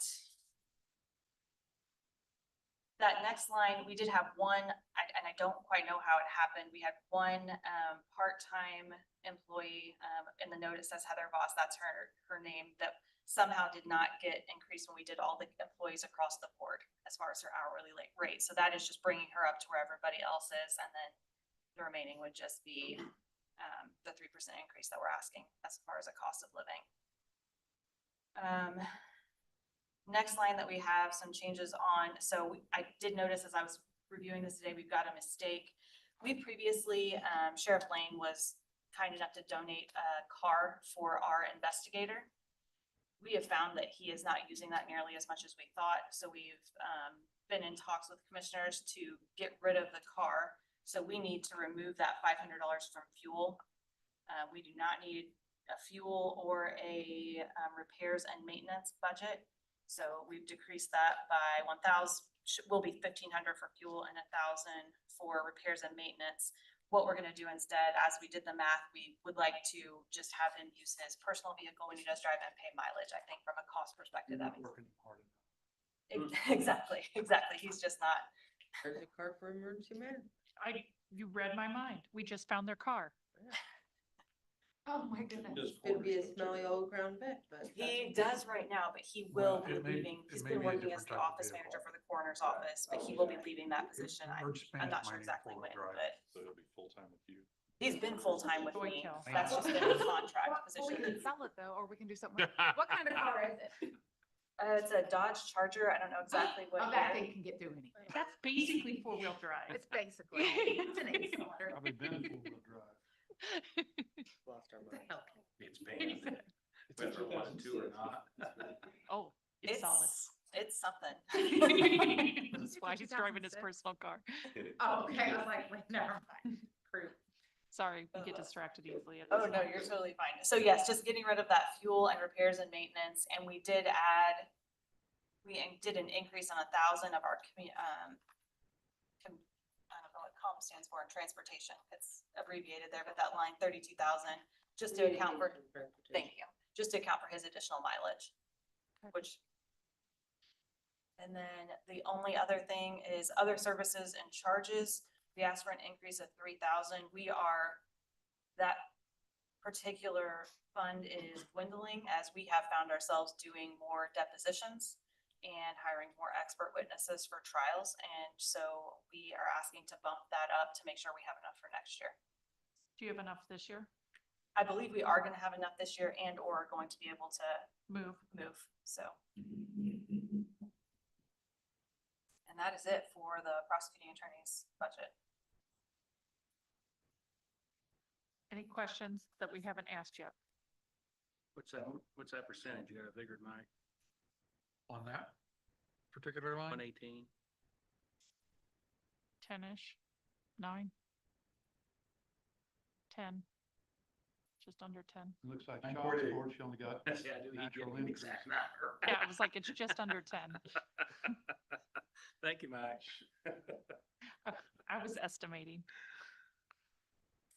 Our 4D or child support budget, we're just asking for a 3% cost of living increase. No additional changes in that budget at all. Same with our, I believe 2503 is the VOCA, if I'm not mistaken. And then the 8896 is our stop grant. So those are both grant budgets, the last two, and all we're asking for is a 3% increase. That would, of course, we've asked for that in the grant as well, so. One other note on the VOCA thing, and I'm sorry, I'm kind of going out of order here. That VOCA grant the grant period begins October 1. So I may be coming to you all to ask for additional appropriations because of that loss of the funding. Doesn't begin January 1 like we're talking, it's gonna begin October 1. Just to get you through the end of the year for Correct. this year. Yeah, Yep. gotcha.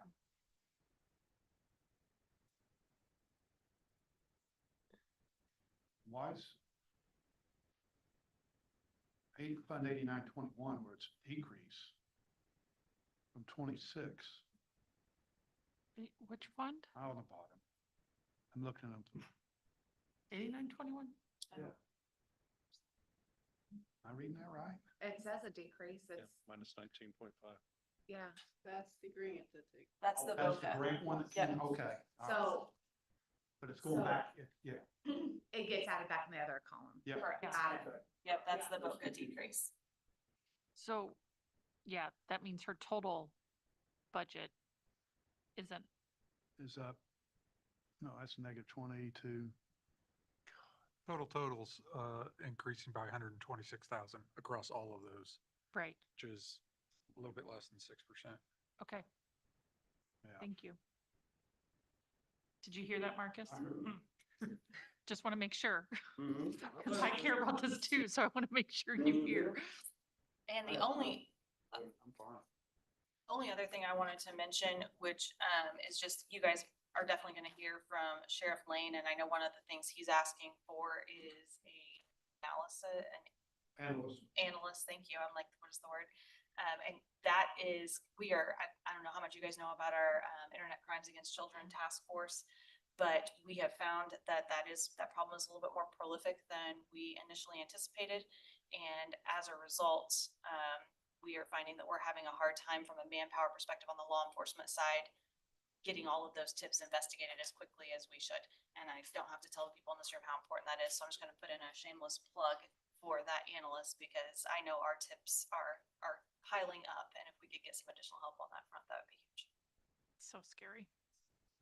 You can't get your investigator to start doing that, learn that new trade. You know what? My investigator loves that work. We were very grateful to him for writing the grant to get K9 Rico, who I'm sure everybody is Yeah. seeing all over Yeah. Facebook. But yeah, he does his own bit of work on that, but we keep him busy with other things as well. So.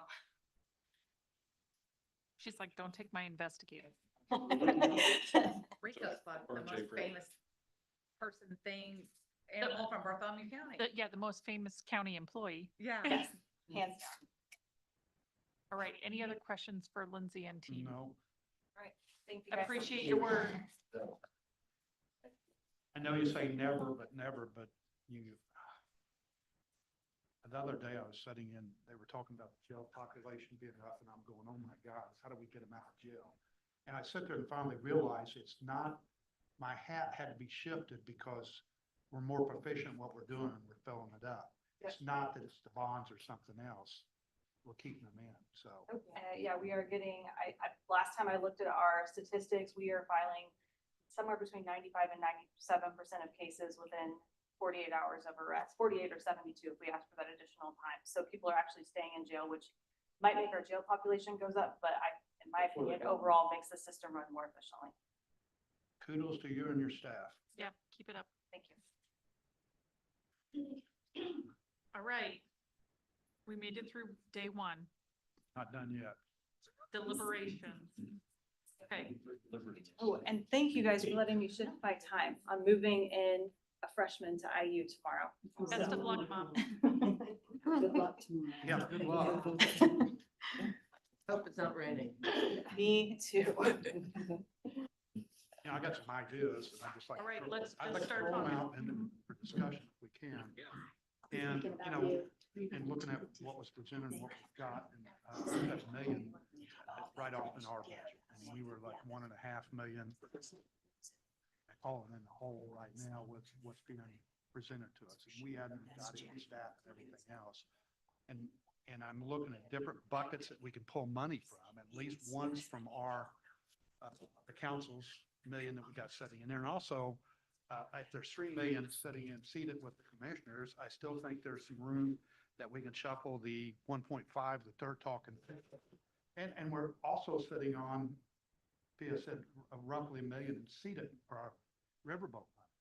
So, and we haven't even got into the meat of staffing, and I know our department heads, from what I'm hearing, has kept everything, the operational part of it flat. So we're looking at, you know, several employees we may get or may not have, but if we're in 1.5 million in the hole, I sort of speak now, we can get that done real quick, like at least with ours and between it and the riverboat money and the commissioner money, if we're sitting there. And that's my thought. Now, and also there was talk of 500,000 for health insurance going there. And I think we're at 4.4 million sitting in that. And 11 years ago, George and I were sitting here when we had zero, and the commissioners come to us to borrow money to get that going. And we set a magical goal of 5 million to set it there. That was a goal. We reached it pretty quick, and we tried to keep it there. But you know what? We can, we're sitting pretty good in our general fund money, and I don't know if we need to actually put that 500,000 in yet till we actually see the bills. I know they can't talk about it, but we're talking a 2 bill cycle if there's something known now and next year. So that's another bucket we can look at. And the amounts and shifting, we're in a good spot, but that's my initial thoughts. And anybody else can come? I'm looking at it from a different point of view. I don't disagree with what you're saying. I think that money-wise, I think that we have the money to fund everything. If we look at the different things, my issue is, and I'm looking at it more from a long-term point of view, I do not see any organization trying to look at things and doing it differently. And I don't see, I see some, I take parks, for example. We're spending money on parks, on certain parks that are not being utilized or anything like that. I don't see how we're doing things differently or utilizing those parks. I'm not saying to get rid of the park. I'm saying, how do we utilize it so that it will be participated by people? But I don't see anybody trying to do their work in a different way, with the exception of Scott. You haven't heard my budget yet. Pardon me? I haven't heard PS yet. Oh, well, Today's. I'm What talking are you about, talking about today? I'm talking about today. Yeah. Well, prosecutors. Now, for example, Prosecutors. now, let me tell you something. When I first came here, the first guy that I heard doing something different was Jay Phelps, when he was talking about making changes in the clerk's office. Then Do you a forget that I year was later treasurer? came here as a treasurer, and she was a second. I did it clerk. before Jay. Pardon me? I did it before Jay. Well, maybe I have the timing differently, but those are the only two people that I have heard, in the county that are trying to do things differently and doing it better and training people throughout the entire department, utilizing people differently or anything like that. And I don't hear anything so far yet. Okay, and yet, I know that we have several organizations who are looking for extra people, and in many cases are very needed, but I don't see how the work is done differently. But financially, I don't have any problem whatsoever that we have the money to fund everything as it has been submitted. How do you got any proposals of where we take the money from? I pick some different buckets. Yeah, so what we've seen so far today, I think Kim's idea about, pushing the emergency vehicle to next year's budget, but I would kind of like to see those types of equipment things, maybe that comes out of the riverboat money I agree. instead of Like our budgets. budget, our operational budget. Those are one-time things. I mean, Shannon said that thing's probably gonna last 10 years, Well, right? even the parks needing a tractor. And then the parks and tractor, That could come out of some of these funds as and, well. and I'm sure the highway department's gonna come and say, hey, we need equipment. And maybe we should start building a fund for, Well, and One-time the capital I've fund. been talking for 16 years to be able to have. but maybe we start pushing a little bit capital into it so fund. that it's Right. Okay, sustainable. and that we're going, and let me tell you, Michael, when we were in hard times, we used the riverboat, and Yeah. there was another fund that we used totally to buy cars for the sheriffs, and there were other things that supported those things. We have not used any of those funds whatsoever in the last 3 years. Let's get this budget down. We got Because we didn't need 1.5. Let's cut some out of it right now. Let's move some money Yeah. and move forward. And, right off the bat, I know we don't need $1 million sitting in our account. Right. And I don't have a problem taking No, half because of we it out right move now. most of it back And- at the end of the year anyway. and- It is nice for us to have a little bit if somebody comes to something unplanned. And However, Pia, Mike, Pia, you However, mentioned Mark, let me tell you something. the- This year, there have already been, monies. there have been people coming in and said we did not have enough money Using for the that thing for we need gel more money for. upgrades. So we and need to equipment. have some place, Yeah. some money set aside, okay? That But will I don't take think care there's of, any extra money right now. pardon me? With their budget that I was addressing something Michael was saying. I don't believe that there's any additional money unless something is cut from Correct. that. But going forward, when you change some of your lit monies and where that lit money goes, that's where you can change some of that also. And the concern that I have, really, I'm gonna be gone on December 31st. As will I. My concern You're is, around, George, you'll be that- around. my concern is that we're not looking too much for the future, what's gonna happen. And even though we have the money right now, until we start making some changes, how do we do the work? And that's the reason why I ask about the AI. Listen, it frustrates the hell out of me when I call Kroger's and the AI comes in and I wanna talk to a human being. And I spend 10 minutes trying to tell them that I wanna speak to a human being. So I get frustrated with AI, but there's a lot of good things that can come out of AI that we ought to be looking at. There's not enough, $500 to investigate AI is not sufficient in my opinion. Okay, and in some areas we ought to be cutting, we ought to be raising, and in other areas we ought to be cutting. I do not understand why we need to increase the parts and rate for, I think it was 11,000, 14,000, I don't remember the exact amount. You know, when they're not doing anything different than what they're doing today as far as the parts is concerned. Yeah, but they didn't ask for any, they're just asking for bare minimum to. I understand, to maintenance. but bare minimum here and a little bit there, it makes a lot of money. But yeah, That- if we outsource it, that's- it's gonna cost us You know, more. that's the other thing. Hey, at one point in time, there were 5 board members who took care of the entire parks. Entire parks. And they started getting old, they started getting, not everybody wanted to participate, and they even used to cut the grass in the parks. And then we added a person, and that person was not enough, we added another person to help that person. And now, you know, we have hired consultants to do 5-year plans and all that kind of stuff. I'm not trying to pick on the Parks and Rec, but I'm saying that's an example of things that we are allowed to continue to grow without seeing any, and I need to read this totally, which we just got today. So, you know, I feel a bit uncomfortable saying what I'm saying about the parks, the parks area.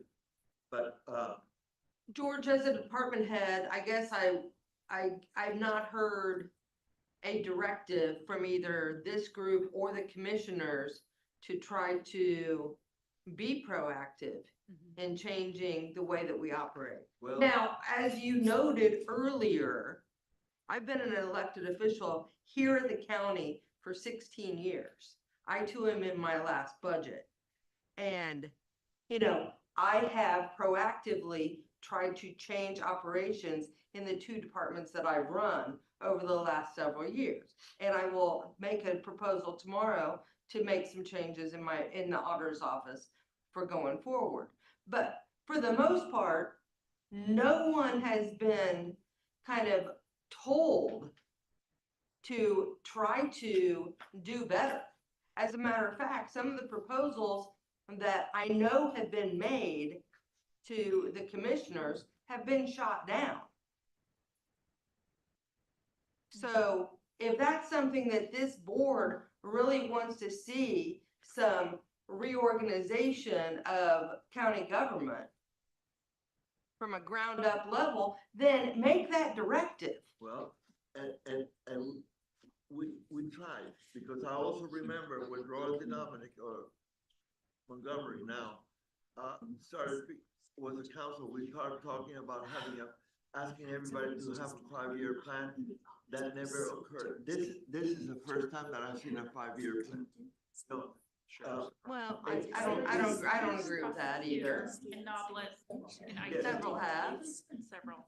But, and we have talked about having a capital fund that has never occurred. Yes, your point is well taken. We talk a lot, but we don't have any action. That's what I'm trying to say. And Lindsay was right here that said in her 5-year plan, she would have added one, and instead, she's not going to. She's But gonna instead wants to keep her. add so that she doesn't have the turnover. Turnover is expensive. It's Yeah. very expensive. Yeah, it Very costs a expensive. year of salary normally.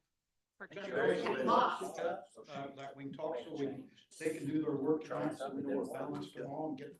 What is it? I think it's $200,000 to replace a deputy minimum. By the time that you send them salary, they go to school and all that kind of stuff. Oh, between the car. Yeah, 'cause they're there tomorrow. So here's where my head's at. I don't know if everyone else's head is here.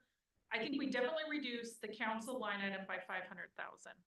I think we figure out how to reduce money out of the commissioner's budget because it's the next largest. I think that there's, What's the recommendation on the health trust fund, percentage wise? There's usually a recommendation, like school always has a percentage of something, how much money we should have in there. I mean, I think 3 months is adequate. Adequate for 3 months. I personally think 3 months is more than adequate because you're not, I mean, if you look at it as its own standing entity, Yes. then my level of comfort I would want to have a higher budget or a higher safety net, but you're not. I mean, it's one aspect of county government, and county government is sitting on, what, 17 million in your rainy day fund? Yeah. So if we have let's say that we have major health. let's say we have, triplets that are in the NICU. NICU for 6 months, then that would definitely, Qualify for rating. yes. So what's 3 months worth, what's 3 months of expenditures 4 for? million. So, yeah, so I think our budget per year is like 8 million for the health trust. So, and I think that's our maximum, because we have reinsurance that kicks in after that level. So it'd be like 2 million. Mike, what's your opinion? Yeah, when I looked at it, at the last report that was sent out, I think that was the end of May, so that was 6 months worth. What was it, February, March, April, May, extraordinarily high expenditures because there was some things that all hit at one time. So if we just had average months for the last 6 months, we would have maxed out, we would have hit the maximum at like $7.1 million. If I remember right, that the maximum that the county was gonna be out of pocket was 7.1. So, but, that over 10 months is $700,000 a month. So if you had 4,200 for 6 months. Yeah. I mean, if you had, 6 months of that, it'd be 4.2 million, but 3 months of that would be 2.1 million.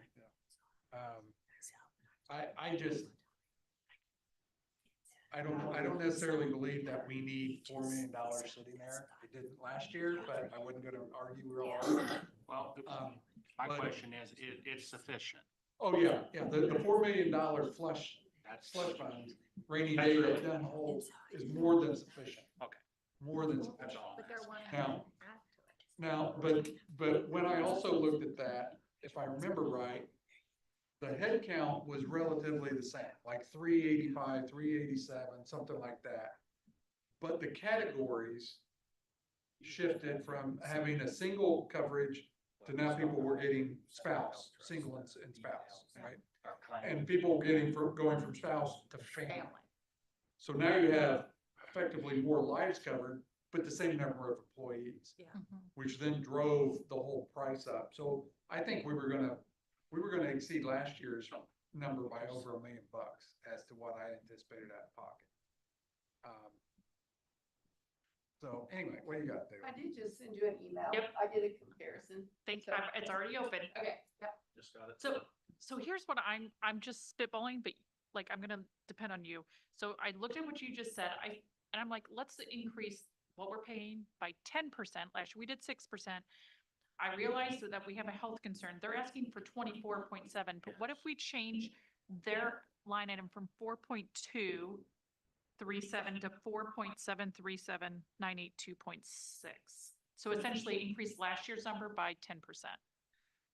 So originally, That's what Lynn they had. came to us or come to I the got an commissioners email. a few months ago and said, you're not sending enough money. Right. So we wrote down the Dunn insurance bill by how people were paid, whether it was county general, where they're paid from. Yeah. Based on what was estimated in the commissioner's budget, they were not sending enough to cover everybody paid out of county general. So when Michael suggested the 7.5% increase for group insurance a couple months ago, I talked to Tina and her and I were together and I said, if you increase yours to 10%, you will be covering enough for the people paid out of county general. So originally they had asked for that 10%, which was 3.8 or something. It's And then 3.8 since roughly. Come back and said another 500,000. Right. But based on when Michael said the 7.5, we increased the commissioners, that was gonna be enough to take care of what our. So that's why I'm like, let's move it. Let's bump last year's request up 10%, which is 3.737. I don't care if it's 3.8, but now we've just found another 400,000. So you're basically taking that 500,000 that they just added in, and that takes it down to 10%. And that's my We're point. not gonna give them the And that's additional. basically my point. Financially, from a dollar point of view, we have the money to be able to take care of things. Yes. Okay, But we're not doing recap. anything to make the work differently or better. 500 from us, 500 from that not going there, so then that drops us $1 million, right? Right. The Are we other, agreeing with that? Yeah, Yeah. I also had my research staff here. Are you good with that? Do some math What for you you. guys look like? Yeah, 4, 5, right. The research staff tells me we have $860,360 in the riverboat fund. Our last deposit was $112,000 in October of 2025. They are random dates. We get them once a year, Okay, in the fall, okay. and that's part of the spreadsheet I sent you prior to the Yeah. insurance that has your you've got extra 3 funds. major emails. Yeah. All right. You So, found- okay, you so found what are the you gonna middle do with bucket. that? I want to spend Keep your bucket going there, but just keep telling capital us. funds, what Rich wants for the park board. Yeah. And the emergency management vehicle. I'm with you. Take it out of that. I'm with you. I agree. Yeah, I'm with one-time deals. Yeah, one Yeah, time. those are the one-time. So the tractor, the truck, Basically the check and we the just got. emergency, Okay. Last year. unless they can use Lindsay's charger. But there may be, 500 and this track well, but, and then emergencies, services vehicle. Thank you. that's 50. Yeah. But, you know, highway department's gonna have equipment that they Yeah, want and let's too. just keep adding. So I don't know Good if. thing tomorrow. Highway department though is in the Mr. Scott highway back here. department budget. Well, and the sheriff. I think, Highway has is in the 5 highway vehicles department right budget. there. They- Not they general fund replaced budget. about 5 vehicles. Oh, okay. Yeah. So what, so that's, it gets us down to 1.1 right now. So we got about 400,000 yet in our balance. You talked to CDA yet? No, we haven't got to see it yet. Well, but you haven't talked about the 1.5 in the commissioner's budget. Yeah, we haven't talked about That's the, what I road. meant. That's what he meant. Yeah, That's we what I haven't, we meant. haven't talked about the 1.5 in the Yeah, commissioner's that's budget. what I We could ask them to use the seated. However, you have to be careful with seated. Our role with seated is that we approve it. It's their money. We do not tell them where to put money in the seated. They tell us where the money is, and then we approve the seated plan. Right, but we can pull funds back from other areas and make them use seeded to fill those gaps. I don't, Yeah. but we need to convince them that that's what they need to do. Yes. Out of the 9 They million. need to modify their plan, 3 million basically left, what I'm and no saying. earmark Yeah, 1.5. I hear you, George. And they're asking 1.5. If we take 500, we're in the green. They get 3.5 every year. Every year. Right. For the And so next They've that's- got 9 million right now. They're gonna get 3.5 next year. They've got 9 million they haven't spent. And it's 29 that the seated, Yeah. that's not 30. So we're looking at another 9 million coming into the But they're- CEDA. But they're taking that money anyway. buying new windows. And there's another piece that we haven't talked about, and that is at the end of the year, we normally have about anywhere between $100,000 to $300,000 that people have not utilized. Some departments encumber that money for, I don't know for what reason. We need to understand and approve whether they encumber that money or not. And we use that extra money that was not used in the 2026 budget that we can use in 2027. Well, if you remember in 25, you had $3 million that you could move to the rainy day fund. You gave Correct. 1.5 of that to the commissioner. For the roads. Move the rest into And the then they rainy got day. 800 grand. That's, you guys, over the last several years since P has been, you have really put a lot of your encumbrances into the rainy day fund, and that's how it went up from. And a lot of that was because of ARP. And a lot of that was also because of ARP too. Well, that doesn't have Why don't anything to we do with just the rainy move day. on? And we break up 1.1 million. Let's see the rest of the people tomorrow, what they present, then we'll revisit commissioners to see if there's anything else we can cut, unless, I'm fine with pulling from the We commission. don't know that. You want to move? No, sorry. What's your proposal? No, we're talking about. I was talking about something else that I thought was in the works and apparently it's not, so. LHP. Oh, Oh, Cause I was like, I didn't see it anywhere and I was like, okay, wait, what bucket is that money coming They- from? They flipped the windows. That's fine. I just wanted to make sure they weren't using a bucket that I was. I mean, we could just cut the 1.5 and tell them to come back to us after we see what comes back into. and they the did that general. last year. I mean, They we came could, back to you in January. even if you had another one before the end yeah, of the year? no, just like cut the 1.5 and be like, come back in January and once we see what comes back into general fund as unspent dollars. Or they came back too early last year. Yes. They should come back next, like, March. April, May, Yeah. when you know what's gonna happen with community crossing. Right. But if the state keeps their, keeps saying, either if you don't have a wheel tax, you don't get anything, then somebody needs to figure out, if we do the minimum amount of a wheel tax, how much will that buy us? Right. Well, that- I mean, as a citizen, if I'm gonna pay, an extra $5 for my damn car, I get $10 to the community for the roads, I may be excited about doing it. What does that do to our, does it do anything to the tax rate if we wait till that after the first year on the 1.5? There's 3 girls out here that just stopped me wanting to know if you guys are done with your budget, if not, they want to come in. Yeah. It's the one talking about the data center and stuff, but the doors are locked. No, we're not talking about data centers right now. I know, that's what they're. So no, we're not, we're still in budget. They said budget hearing, but they're the ones It's usually still talking about still data public centers. doors But No. anyway, they This want to, is- they this want to is- get in. This Why do they is, want to no, get in? They said they want, is a budget hearing still going on? I said, let me double check, because they said the doors are locked, and they are. They should be able to come in. So they're. They should be- it's a public meeting. Open the They door. act like they and want to come to the budget. It's a- Okay, You don't have to well, I didn't want to let them all in if you guys were done. They don't need- we don't need- We're not gonna They make don't a have to question from talk, but. yeah, I mean, Let them we're talk, not but you taking any gotta let them public in. comment. Okay, I'll Yeah, let them in. the door should. Motion to adjourn. Motion to Greg's adjourn. gotta go. Second, all in favor. Well, we really just did. So we don't I reverse. can't- Can't adjourn. Do we have consensus, cut the 1.5 suspend. for road funding right now? Yes, And take the capital expenditures And out. take the capital expenditures and the, 500 and 500. in the health fund stuff. Okay. So you're talking the tractor and the car for EOC on your Yes. capital, Right anything now, else? And the truck. In the truck, And the in truck. parks, Rich- everything in the Rich had a truck, tractor. everything in Rich's. But they need, the sheriff asking for new cars that ought to also go, be moved over. Well, No, wait, hear hear from me. them. Let them He has talk their money tomorrow for about that. it. I didn't bring that up tomorrow, and we'll do it right now with, he made it last minute on that. So we got recap to make sure everybody's on the same Okay, page. so reducing the 500K from the council, reducing the health trust, 500, 500, cutting the road funding and having them come next year, once we see what's been given back. And then the vehicles that we know of for emergency, and then parks, the What's that tractor. and total? the tractor and the, What does it total? Tractor. That tractor was 63,000 and his 2,500 truck was 50,000. one. So it's 113. Yeah, 113. Yeah, and you also have a park fund non-reverting, but there's $267,000. Why don't we use that? Well, they have to, I mean, don't they have to?